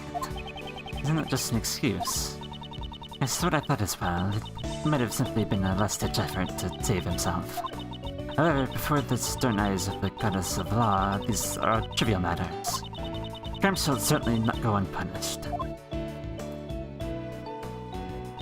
With this, I've finally fulfilled one of my long-standing missions.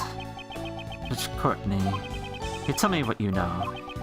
Why did Blaze the Best murder Jill Crane? What lies hidden behind this case? Yes, I don't mind. You have the right to know everything. Long ago, Jill Crane was in love with the cameraman. The man was pursuing the black market auctions as a journalist. And then, before he could reach the truth, he was erased. The feelings and the items Miss Green inherited from her beloved brought her to the auction. She had come to exact revenge on the conductor, Blaze. Although, in the end, she was the one who was murdered instead. I see, so that's what happened. The goddess of law cannot condone her actions. She succeeded in her goal of bringing Blaze the Best's crimes to light. Judge Courtney's goal was to expose Blaze the Best and reveal the dark secrets of the PIC. By the way, what happened to the young prosecutor? I've been able to contact him for some time now. Do you have any idea where he might be? I had not been truly working for him, so... I see. I feel very sorry for him. Who you should be sorry for, in fact, is the fact that you kept in the dark until now. No matter how cruel reality is, you'll get to accept it. He won't be able to walk his own path in life. Ever. My father's influence is not something that is easily erased. However, I'm sure you'll be able to change from here on out. Yes, that's right. Surely you must be right. Will I too be able to walk in my own path in life? Hey, is your body alright? Yes, thanks to you. I'm so sorry, even though you're my patient. You end up getting suspected because of me. Ouch. You can't just take care of the patient's body. You gotta take care of the heart too. That's my granny. Kate, how are your memories? I feel like I'm on the verge of remembering something. Oh, then I shall take my leave here. I'll be presiding over Patricia Rowland's trial. That'd be the trial for the murder of Horace Knightley, who's in charge of the defense.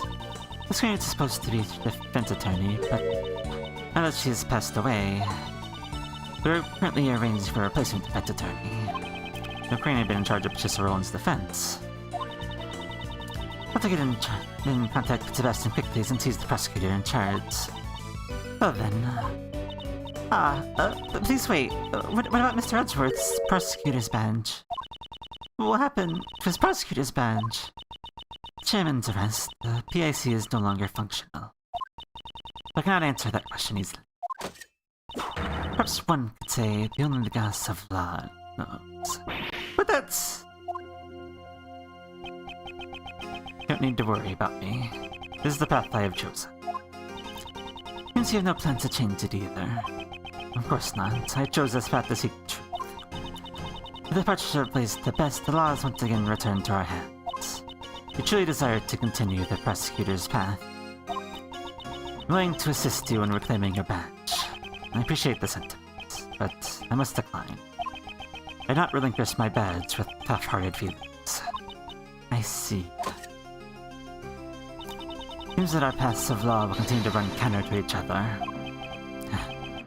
Till our paths cross once again, I shall have you hold on to that badge. That's my intention from the start. However, on occasion, the goddess of law is quite generous. Please return this notebook to its proper room. His promised notebook. This was scheduled to be put up for bidding at the black market auction. The name K is written on the notebook. Seems Blaze the Best quickly realized this belonged to the girl. Since the letters he found also contained the same name. You speak as if you really do not know their letters. Saying that Blaze really not prepare the letters himself. Yes, that man said so himself. Kay Faraday's goal was to steal back the notebook. Joe Crane's goal was to get revenge. In order to achieve their goals, the two teamed up to infiltrate the auction. Or so he says. Fortunately, this was all Blaze's misunderstanding. It's purely coincidence. The attorney from the PIC and Kay really were acquaintances. It'd be strange that she never mentioned it to me, considering her personality. You really do trust her, don't you? In the end, the notebook was used as another red herring, but... It's something that is very important to that girl, isn't it? I'll make a special exception and return it. I'm sure that's what the goddess of law desires. That's, I appreciate it. To pray that she recovers her last memories.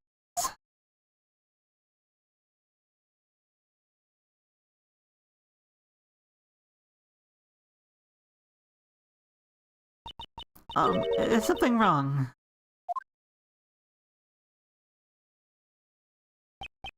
Okay, I'm returning something very important to you. Ooh. This is... Always greet people with a smile, even people you don't know. Never cry in front of strangers. Look, Daddy, I wrote them all down. Yep, I'll be sure to follow all of our promises and become a hero just like you, Daddy. That's right. There is one more. I got to write down the most important promise. promise number 5. Always try your hardest to learn about things you don't understand. I'll be sure to remember. I'll never ever forget them. Always try your hardest to learn things you don't understand. That's right, I am... I am...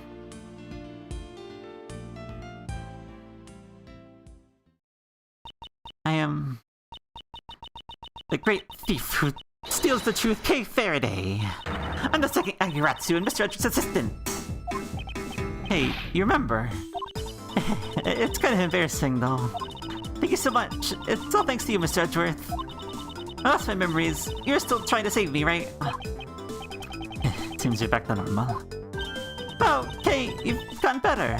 Your health comes first. Now you can relax. Just make sure you don't run off and lose all your memories again. Miss Jensen, Miss Dr. Young, thanks for worrying about me. If you're feeling all better, how about changing back into your own clothes?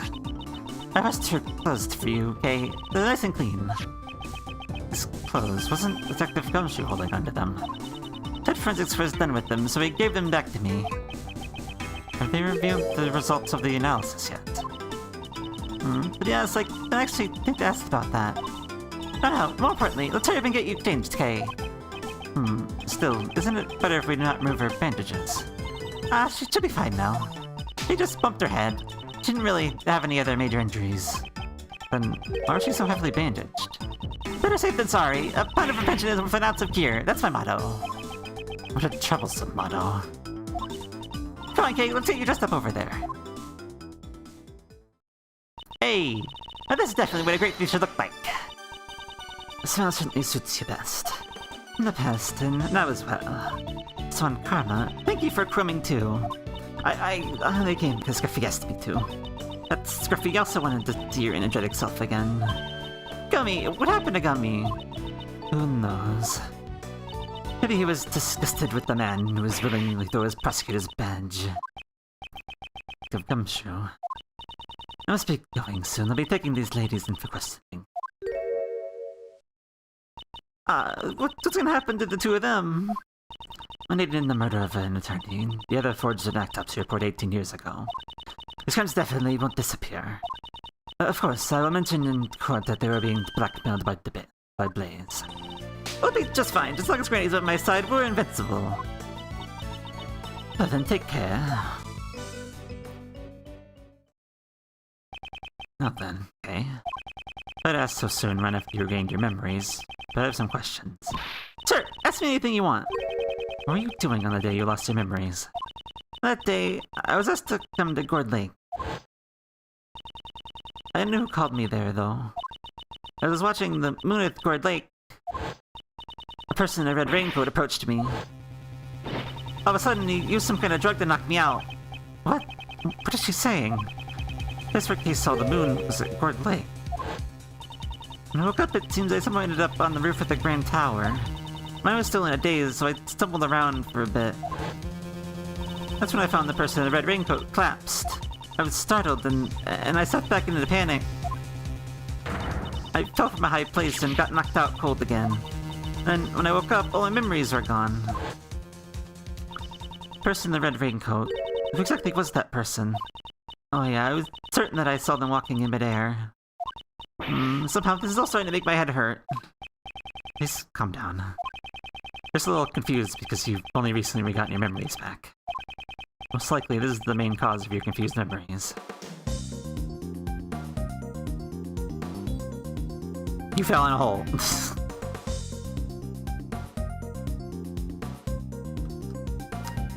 Your memories of two places.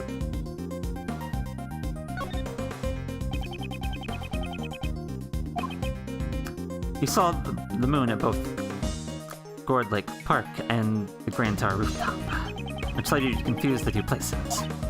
But aren't they totally different places? If I was in a daze, do you think I'd really get them confused? It's likely there was something at the Grand Tower which led to confusion.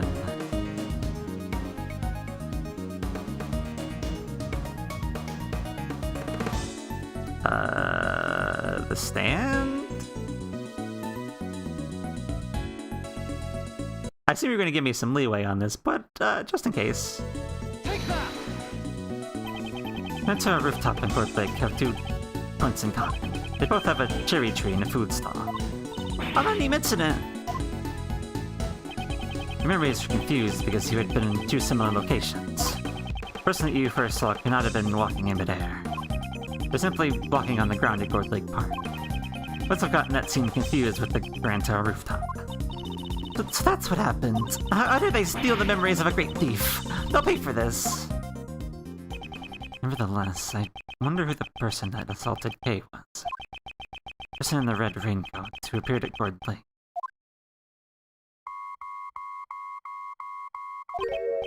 What's that noise? Sounds like it's coming from the storeroom. Mr. Edward, let's go check it out. What's this? I should have brought sense of tickling. Spill me another scoop. You're still here.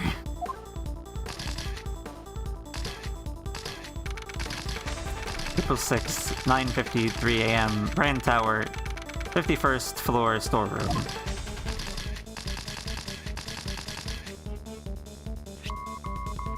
Mr. Edward, this walkie-talkie hearing has been beeping. This transceiver. I feel like I've seen it somewhere before. It's just beeping! It's still beeping, Mr. Edgeworth! Not particularly familiar with this sort of device. Come on, we have to answer it! Here goes! Hello, Edward speaking! Okay, please don't just answer it on your own. Speaking with Mr. Miles Edward, I presume. This voice is... Shelly the Killer! Congratulations on congratulate you on resolving the case. However, you truly say in good conscience that it's been solved. You're aware of the mastermind who's pulling the strings behind this incident. What do you know about the incident? That's not important right now, wouldn't you agree? Right now, we're discussing the mastermind behind this case. I had an inkling that such a person existed even before you said anything. After all, there was evidence to suggest that someone had used Kay to disrupt the investigation. Yeah, exactly. That's what I was thinking, Bungie. I was like, I thought this was going to be about Shelly the Killer. And then it was 2 unrelated cases. But now we're like, hey, remember that? Yeah, it's related.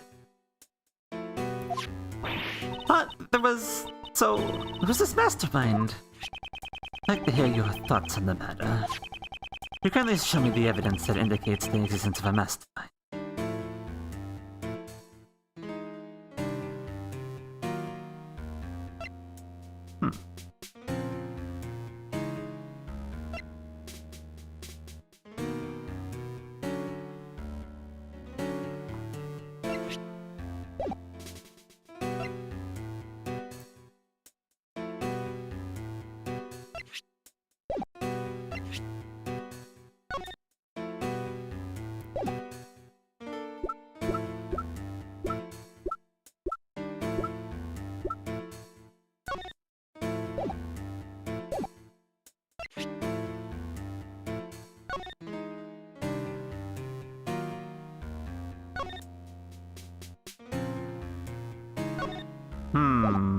I have a few ideas, but again, usually in the cases they're like, you want to answer?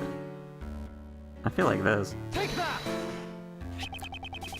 Letter that was sent to the victim. Come to think of it, I don't remember writing that letter at all. Who prepared this letter? I too am quite curious to know. You're not the one who wrote the letter. What could I possibly gain from doing such an act? It's not necessary for you to stand in court in order to make the truth clear. What can you possibly do now that your badge has been taken from you? Look forward to finding out from the shadows. How does he know that? Great understanding. Please ensure you do not betray my trust. Nothing, if you'll excuse me. So the case wasn't solved yet. What do you mean by that? Or Mr. the Killer even bothered telling us that? Nothing makes sense anymore. This case has not reached its true conclusion yet. However, although I've lost my prosecutor's badge, who I am has not changed. I don't know where this may lead me. I'll reveal the truth. I swear it. The end. But we're not done. Last case, probably the grand turnabout. Let's go. Hell yeah. Oof. All right, man. I was walking into this being like, all right, this is the last case, but I was turned around and being like, no, it's not actually. I mean, I guess I could have thought about it from one, because one was 5 cases, I believe. Right.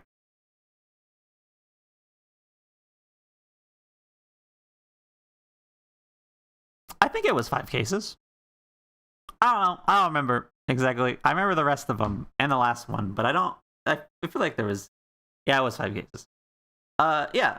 I should have guessed that from the sequel being also 5 cases. But for me, I was walking into it, be like, that's probably the last case. You know, we're going with the big bad. You know, the PIC. I thought the end, but no. In fact, it was not. We never forget that 5th case. Yeah, exactly. 4th case, I don't fucking remember in the least right now. Anyway, so it's been a good 3 and almost a half hours. So at this point, we will at least have a look. Not that many people on.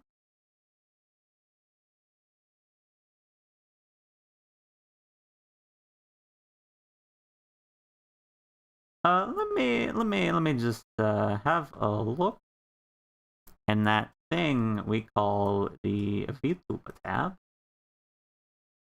And also look at the game, even though I doubt, I very much doubt there's anyone else besides me doing this. True. Only me. Okay, cool. Nice. Vtuber tab. What do you hold today? What treasures do you have for me? You got art, got Final Fantasy. You have tons of Genshin.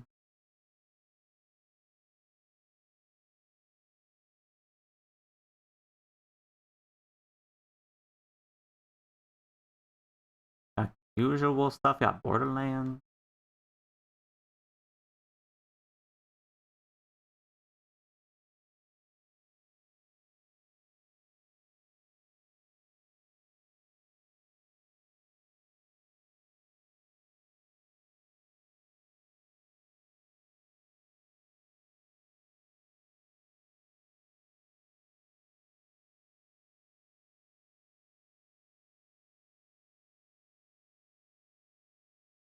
And every time I look at the VTuber tab, I'm like, man, there's a lot of VTubers, huh?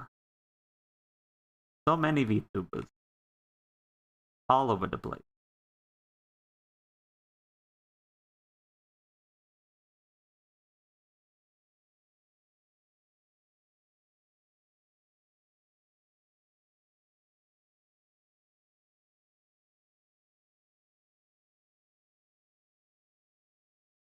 And there's some spoilers I just fucking looked at because of course.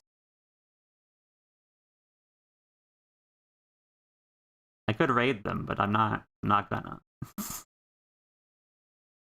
I don't want to go over there and get spoiled on anything. Because while I'm looking for somebody to raid, I will again mention tomorrow we're doing more Great Ace Attorney with a certain Lamp who raided earlier. I don't know if it's still around, but yeah, more of that. Starting early for me anyway. I usually don't stream this early. Starting at 6 p.m. EST. So if you want to come watch us finish the first case and the first game of the Chronicles, come for that. And we're probably going to continue into the second case, depending on how long the end is. But we'll see. Let me just I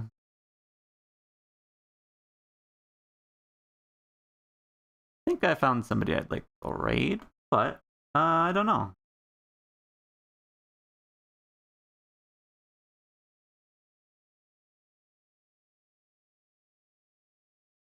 this person around, but not actually following them.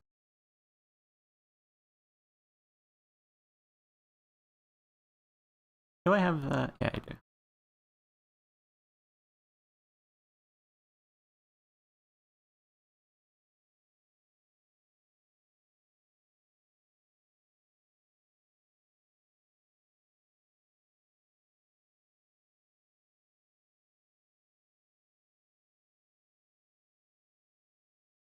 Hmm.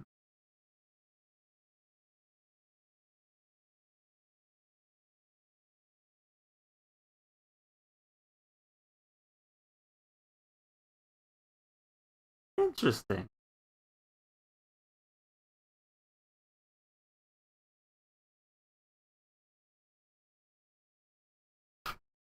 This gives a similar vibe to what I was doing, so,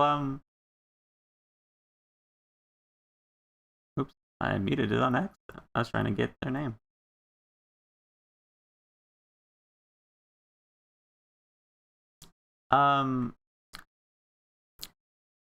We are going to, raid General Griga. I hope I hope I said that last part right. Oh, if I didn't, oops, my bad. They are playing Wind Waker, which is not all related to this, but hey, we're not gonna find that. Who's playing Wind Waker with crowd control? So that's interesting. I don't know you could do that. So yeah, we'll go raid the general and say hello. See how it's going over there, because they are kind of voice acting the cutscenes. So I mean that's pretty close to what I was doing, right? Right. Anyway, I will send you off and see you for Greatest Journey tomorrow night at 6 EST. Good night. Go raid.